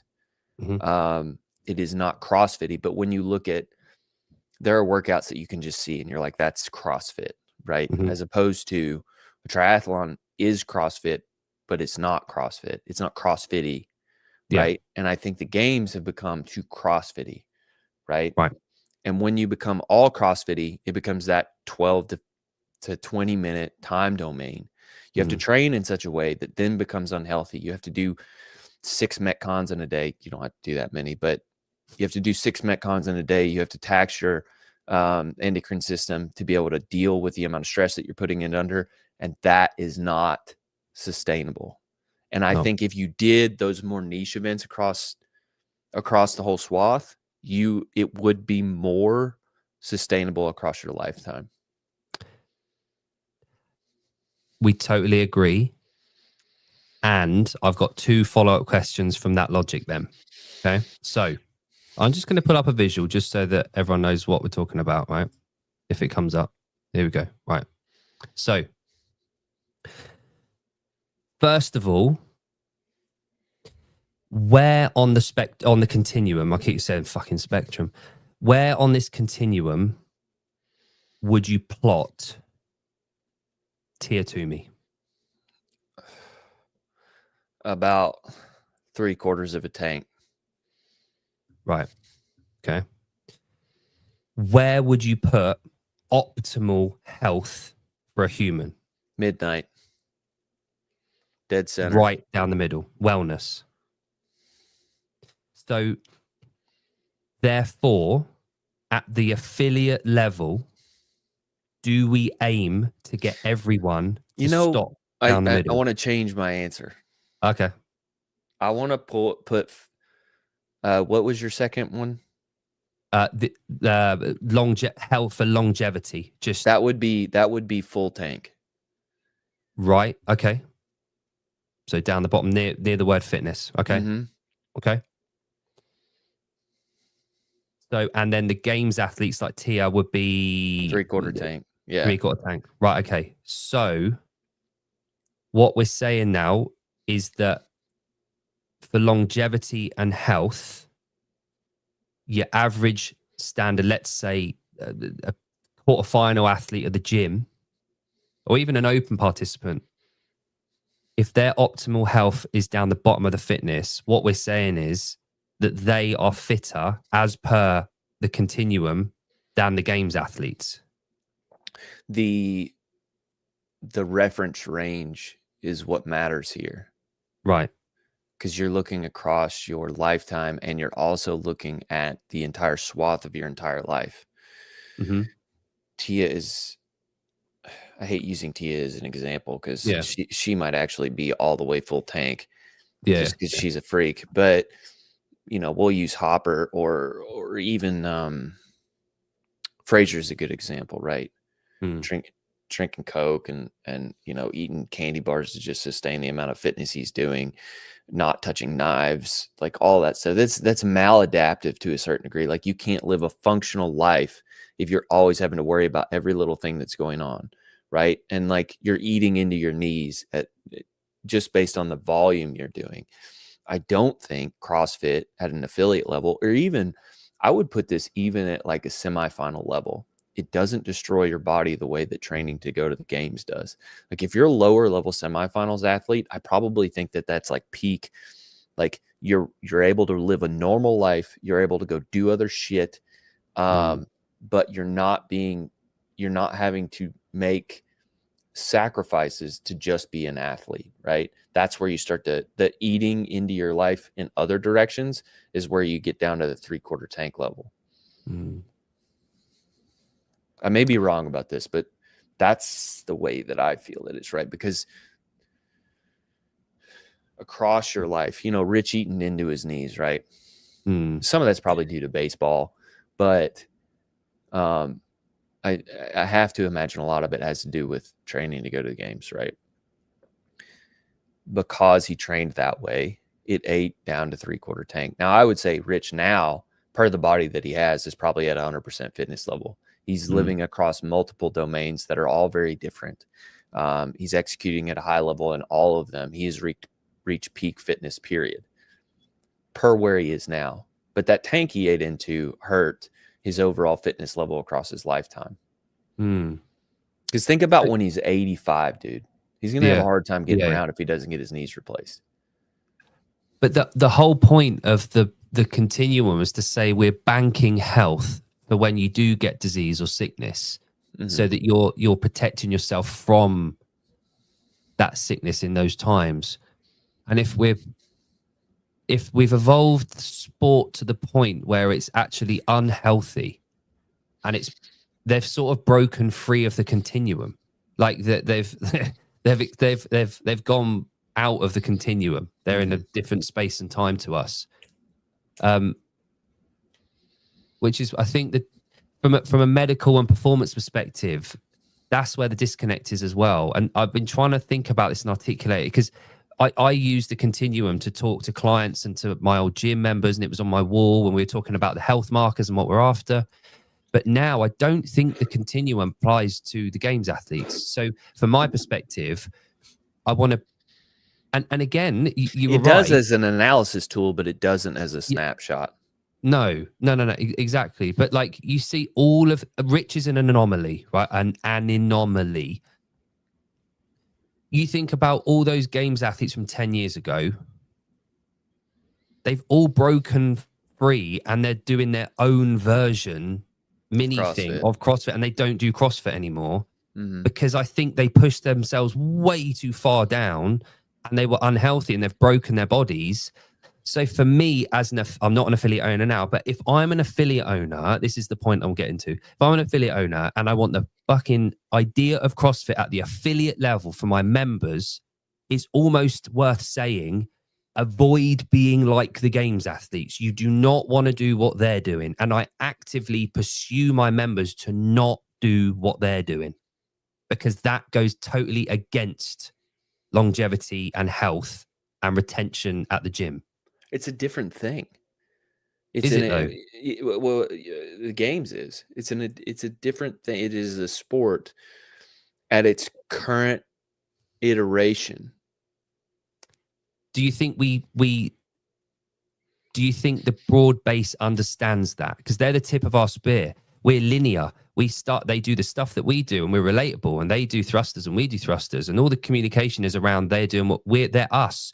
They show what we can do. We're CrossFit. We wear their t-shirts to say they're part of our tribe. But if they're not doing what we're doing, do they still have a place on that mantle as doing what we're doing? This is that thing that I can't quite get my head around. This is why I've started to pull away from the fittest on earth to the CrossFit Games champ. Yes. Because while I do know that these people are the fittest people on earth, you aren't actually testing fitness. You're testing CrossFit more than anything. And Bryson would, if he hears this clip, he's going to freak out because he thinks CrossFit is fitness, but it's not. It's a way to train for fitness, right? If the measure becomes the goal, the measure ceases to be ceases to have any use, right? And CrossFit is your roadmap to fitness, but not fitness itself. Fitness is out there. It's picking up the tire that, it's changing the tire on your car. It's picking up the hay and moving it over there. It's groceries. It's picking up your kid off the floor. It's falling over and being able to get up without any pain. That's fitness. It's being able to run 5 miles at any point in the day and not freak out about it. That's fitness. What we're doing at the games is CrossFit. And that's, again, this is why I want to go the niche route at the CrossFit Games, is because if you look at the old .com workouts, right? They're wild and they're all over the place. Like, you'll come in one day and it'll be like 5, 5, 5, 5, 5 back squats, right? The next day will be a 10K, and then you'll have, Wednesday will be some sort of Metcon that's, mixed modal. The games are almost all those mixed modal pieces. That's not fitness. That's CrossFit. Yes. Sorry, I'm reiterating. I have a bad tendency to reiterate my points, but you're right. And I think a lot of people, though, at the affiliate level, gym owners know this far too well, is that people demand a reflection of what they see in the media in their own programming. If you program 5x5 back squat on one day, people walk in and go, "Oh, how am I going to get sweaty? Why don't we do a triplet as well? Why can't we do Olympic lifting, then the back squats, and then a 20-minute AMRAP?" They demand what they see people doing elsewhere, and they lose all of the value of the simplicity that we nurtured. So for me, if I were to go back and do 2012.com workouts, right? It's not enough in a single day. I've been training 14 years and I've been doing CrossFit for 14 years. I can and want to do more in a day, but that doesn't mean I need to do 6 Metcons. But I can do, I've been doing Ben Smith's Blueprint. I think he just rebranded it, just all his Krypton Athletics now. I really love the way he programs. He generally has one hard-hitting Metcon a day, lifting, and then he will trade between bodybuilding or accessory work or some sort of zone 2 with mixed. I really dig how he programs these. It's like zone 2 with bodybuilding intertwined, because if you keep your heart rate at that level, right, it's still zone 2, even though you might be doing bodybuilding. So like yesterday, it was like bike, C2 bike, 10 strict weighted pull-ups at 50 pounds, and then GHG sit-ups. Not any one of those causes you to redline. You're sort of just coasting the whole way through, right? I love his style. But anyway, my point about that is the way he programs, I think, is very sustainable across your entire life. I've been doing it so long that the .com workouts aren't really appropriate anymore. I can do more and want to do more. And I think that that's okay for people as your fitness level increases. But training like a games athlete, doing 6 Metcons a day isn't functional.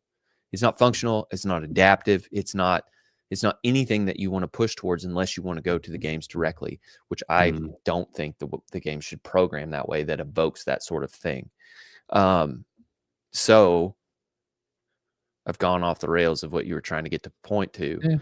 No, just the simplicity and at the box level. So at the gym level, for affiliate owners to program and retain members. So if you have athletes who want to do more, I do think that that's appropriate. I think it's appropriate at a box to program like .com. That's good. That is, if you're fit across all these domains and it's wide ranging, back squat, 5K, mixed modal, one thing each day, I think that's appropriate. If you have athletes that want to do more, you can program more. It's not that you should push them that way. Yeah. They'll earn it.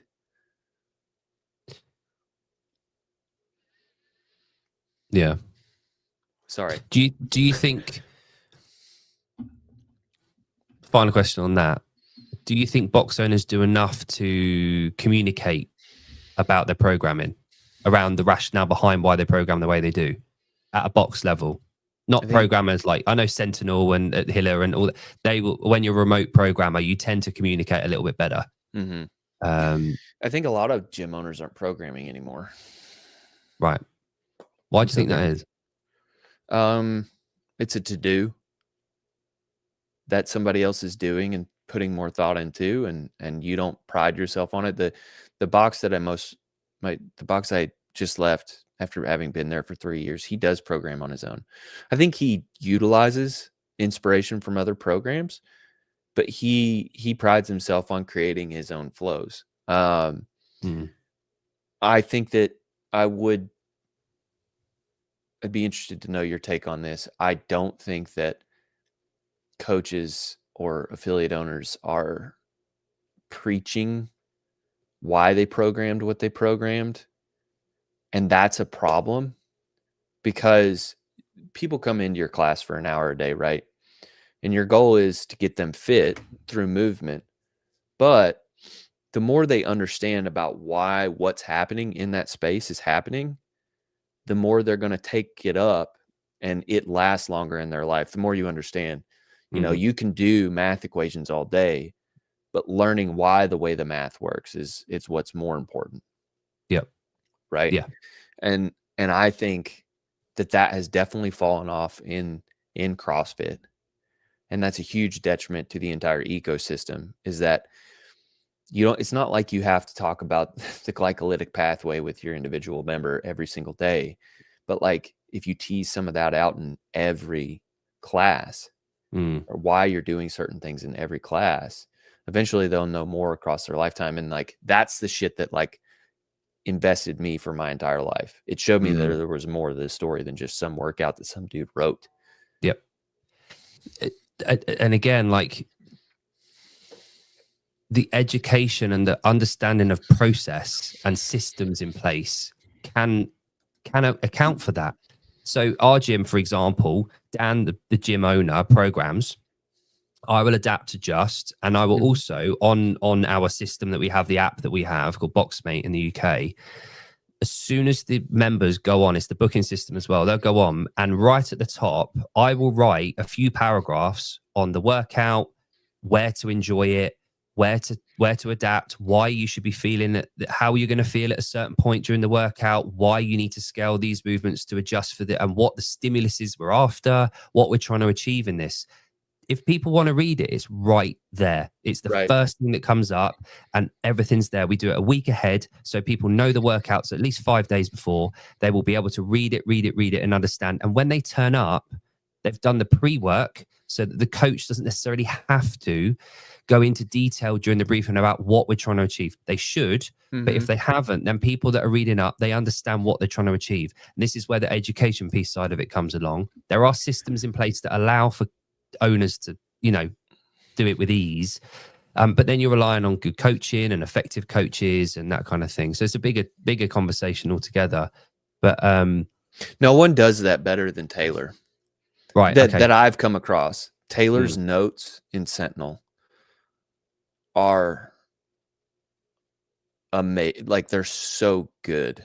Number one, Taylor's a fantastic programmer. He programs in such a way that demands that you get the stimulus that he wants. in a way that I've never seen any other coach do it. He boxes you into, you will feel this stimulus. And then in his notes, he writes exactly what he wants, so that like it's almost impossible for you to screw it up. Because it's like, say you can't do a certain thing, or to the reps that he thinks you should be able to do them, he will write in there like, hey, if you can't do this, please change this way. So if there is the case that you're going to go in there and goof it up, you almost can't. Yes.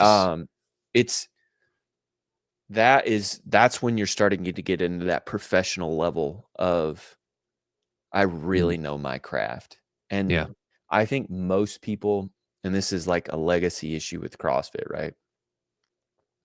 CrossFit was easy to get into in the early days. Anybody could open a gym. Rent was cheap. And they didn't want to necessarily be a professional. And now you're getting into this stratosphere of coaches and owners who are separating themselves because they are professionals of knowing exactly why you do everything that you do. I think you have to have, and this is one of those times where I will agree, you have to have been in that position to understand how you're going to feel. So you have to have had the experience in feeling how you feel. And that you can't get someone that's just come across from, I don't know, rowing. Let's say someone's just come across from the national rowing team and they do their L1 and then they start programming. They're not going to know how you're going to feel after an 8-minute time domain. They usually work 5-6 minutes on the 2K. They're not going to know how you are going to feel coming up to the 15 round of thrusters on Fran. They're not going to know where your heart rate's going to be. They're not going where the fatigue points are. They're not going to know. It's little things, just little touches that you only get through experience. And simple programming adjusts for that. Like if you do a 5x5 deadlift day, the coaches and the rationale behind everything can just be really simple, I guess.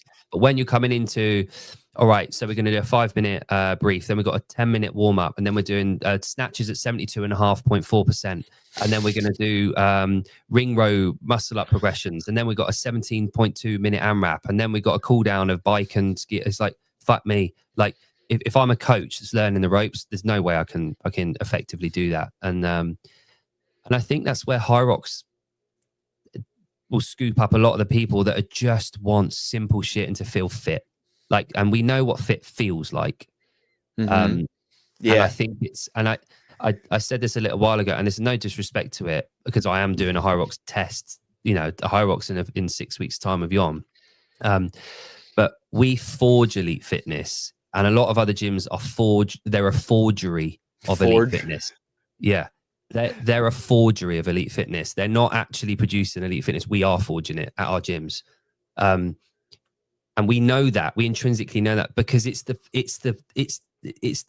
depth of shit that we have to go into daily that we understand. We watch people move. Like I'm at 21,000 hours of CrossFit coaching now. I've seen 21,000 hours of people moving. I know how humans move across the board now, and I know how to adjust for that. And I know what points of performance there are. You're not getting that coaching people how to run. Like you don't just jump in and apply that knowledge to the whole of what we do. There should be some kind of fucking worshipping of the CrossFit coaches like Taylor, all the CrossFit L4s. That people should be clambering at them for human performance, like from other sports, but they don't. Like they don't realize the importance of those levels of coaching and the importance of L3, L4. And it's such a shame that sports aren't, well, I don't want them to selfishly because they'd potentially leave our space. But like Seema said earlier, there's not enough reporting on this coming from our side of it. We need to communicate this. It's down to us to elevate that and talk about it. I do wonder about that all the time. I mean, John, we've had our bash in with John Wellborn of recent, but I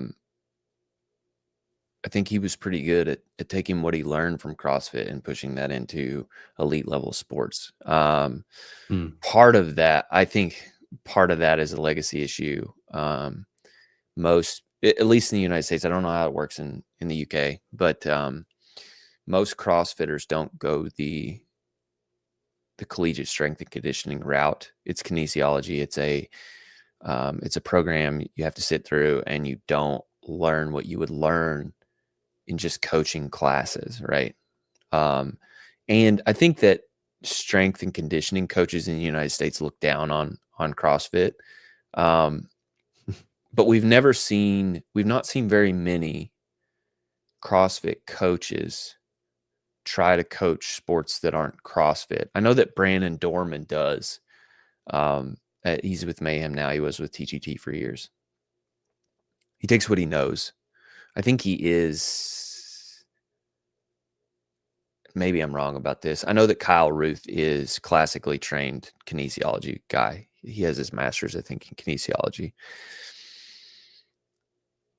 It's hard for them to break in the United States, I think is my point. And they get shunned sort of because they are involved with CrossFit. But we've learned such a swath of things. And we look at what's going on with Tyson Bagent right now. Like, he still trains CrossFit. He's prepared for the NFL.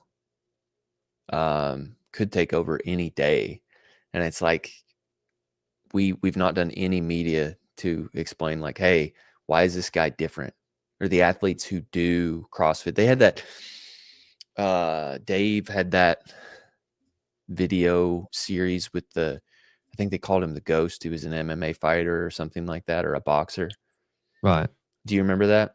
No, I don't. Yeah, it was, his career didn't pan out all that great, but it's like, athletes, I think, are scared to do CrossFit-y things. They see a CrossFit coach, and it's very dogmatic in the strength and conditioning world in pro sports or collegiate sports here.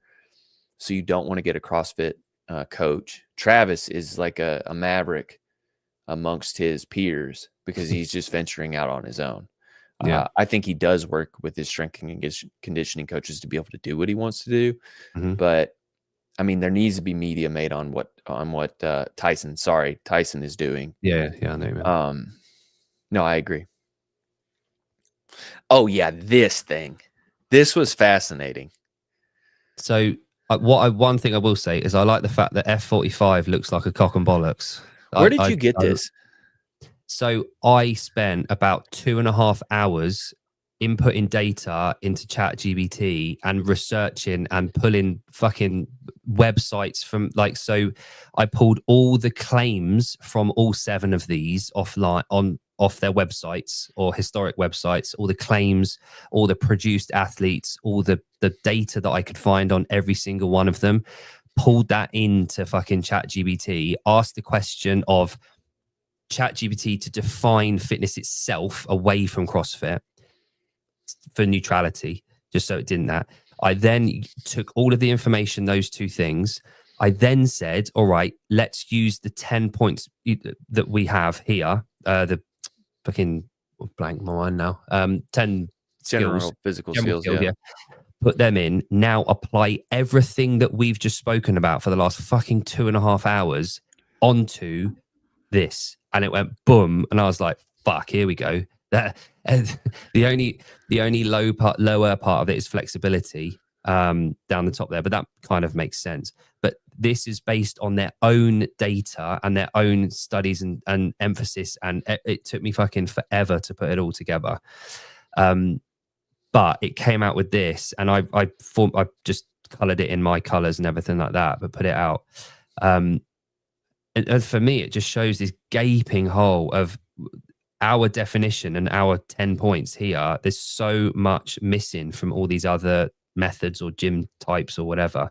For NFL, if I'm an NFL player, and obviously they don't do all this shit, one thing I will probably try and do somehow, I don't know, would be to get the syllabus of, let's say, UKSCA, which is the UK Strength and Conditioning Association, getting all of their definitions and what they program, all of the data that I can get, and put that in one of these and see where the gaps are for that as well.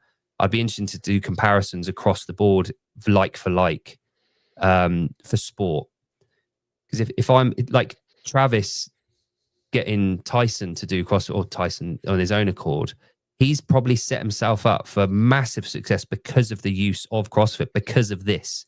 This will demonstrate why. Because I'd imagine the NFL, not that I watch it, but I'd imagine a lot of these points are hit.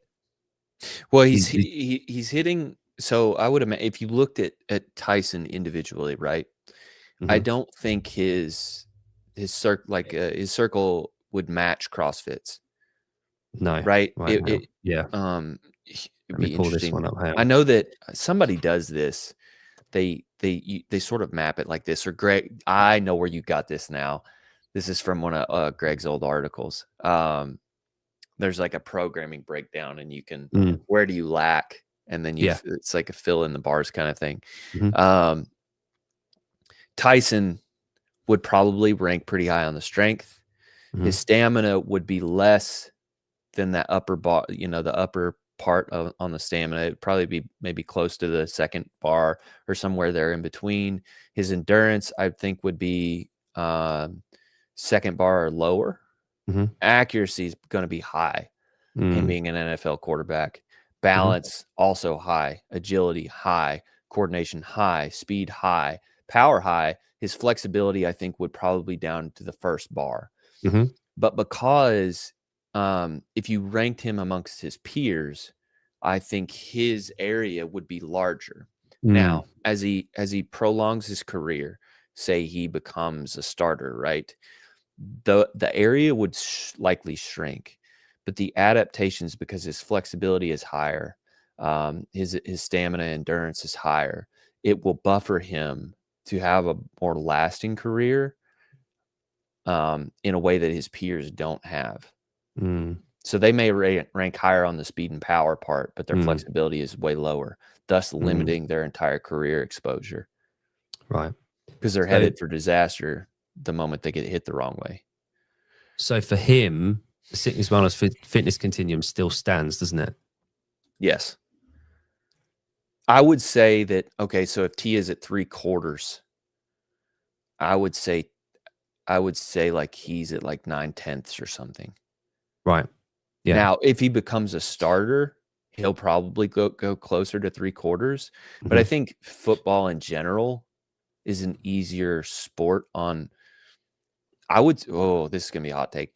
I would say football in general is an easier sport across your lifetime than CrossFit if you want to compete at the highest levels. Okay. You're forced out of CrossFit. T has lasted longer than anyone. Let's put the average at 5 or 6 years to be an elite level competitor. The NFL, I would say it's probably lower, but we're ranking the highest of the high, right? Yeah. Like your Brady's and your. And then the life quality, if you take out the brain situation, the life quality of an NFL athlete after their career, I would say, is higher. Yeah. I just think CrossFit at the elite level is harder to do than probably every other sport. Well, because it's fucking all of them put together, minus the contact side of it. In the way that we currently program it. Yes. Yeah. And so my last question for you, Tyler. Last year, we had a 1 mile test at the games. This year, we had a 1 arm back squat. Do you think for the 20th anniversary, Dave is going to put in his ultimate test of 1 mile run and 500-pound back squat on the same day? No, because that's what we want. Yeah. Yeah. I would say if I had to make predictions for the 2025 CrossFit Games, the 20th anniversary, it's going to be another very safe, very CrossFit-y. It will harken back to some of the old stuff, but it will not be what I want, which is capital, muscle up biathlon, skills test, max lifts. Do you not think they might do like a best of greatest hits? No, because Dave would say that's the obvious answer. But I mean, like, dude, that would play so well. And But I the think magic there would be making it fit all together, like Mhm. allowing for the greatest hits to happen, but no crossovers. So you know, not literally crossovers, but you know what I mean. Mhm. No replication of movement patterns and stuff. The limitation is gonna be the facility that we're in, and I assume we're gonna be indoors again. Mm-hmm. And some of a lot of the greatest hits at the CrossFit Games are outside. You're gonna have to utilize outside events. Putting them, I think you could retrofit the course that we do utilize to match some of these events, but I don't think that they will. Right. We haven't seen monkey bars No. in years. Oh, the Rogue one, they last year. That's the only one. That's obviously not Yeah. CrossFit. Yeah. Yeah, we've not seen them at the CrossFit Games in years. I'd kill to see those again. I'll tell you what I loved was there was one year when Briggs was still going, when they would run up the football stand, and then around they went around the back and then down, and it was like there was a yoke carry, I think, one year, and then another year was when they were doing ring muscle ups, and if they dropped, they had to do a 200-meter run around the thing That's the back on. biathlon. Yeah. Oh man, like for me, that's proper CrossFit workouts for the games. Mm-hmm. Like, it just looks cool. It's different. It's simple. It's relatable, and it's a real fucking test. I've done the muscle up biathlon twice in the last 4 months now. Oh, really? It's one of my favorite workouts of all time. It's really hard, no matter what level you are. You can scale it down easy, because the run you don't have to scale. No. The muscle ups is what you scale. It's easy enough. Just lower the reps. Even if you have to 15-9. What was it? It's 18, 15, 12. Right. Okay. That last set is, it's how fast do you want to run that 400?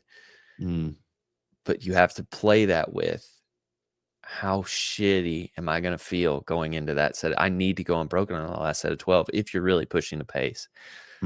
How do you set up your 18 and your 15 to be able to execute on that last set?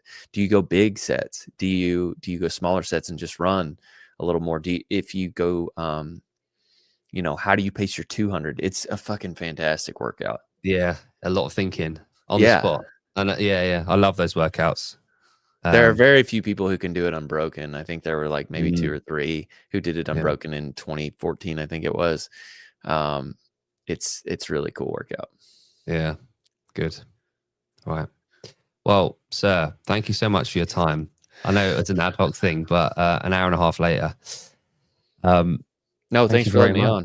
Oh, my pleasure. Thank you for defogging me a little bit. I'm nearly there. Our brains, you see things differently than the way I see them, but you joust well. So I like going into conversations with you, because you'll tease my idea and I'll tease yours. So we tease each other. That's good. Yeah. That's good to know. Right. Okay. Well, big gay. Perfect balance. Yeah. Yeah, man. All right. Nice one, Tyler. Thank you so much. Thanks. Really appreciate it. I'll talk to you in 10 minutes with some memes. Yeah. Okay. We won't share any. Don't worry. Later, bro.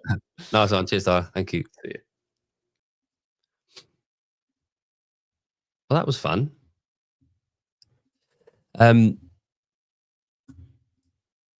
Well, oh, what a bloody nice chap, eh? Right, where are we? Let's get that one. Hope you enjoyed the convo. And that, sirs and madams, is why talking is good. Sevi is on in 30 minutes, so I better get off the channel. What's next for me? I am back on. Well, thank you, Adam. Much appreciated. I am back on Sunday, I think.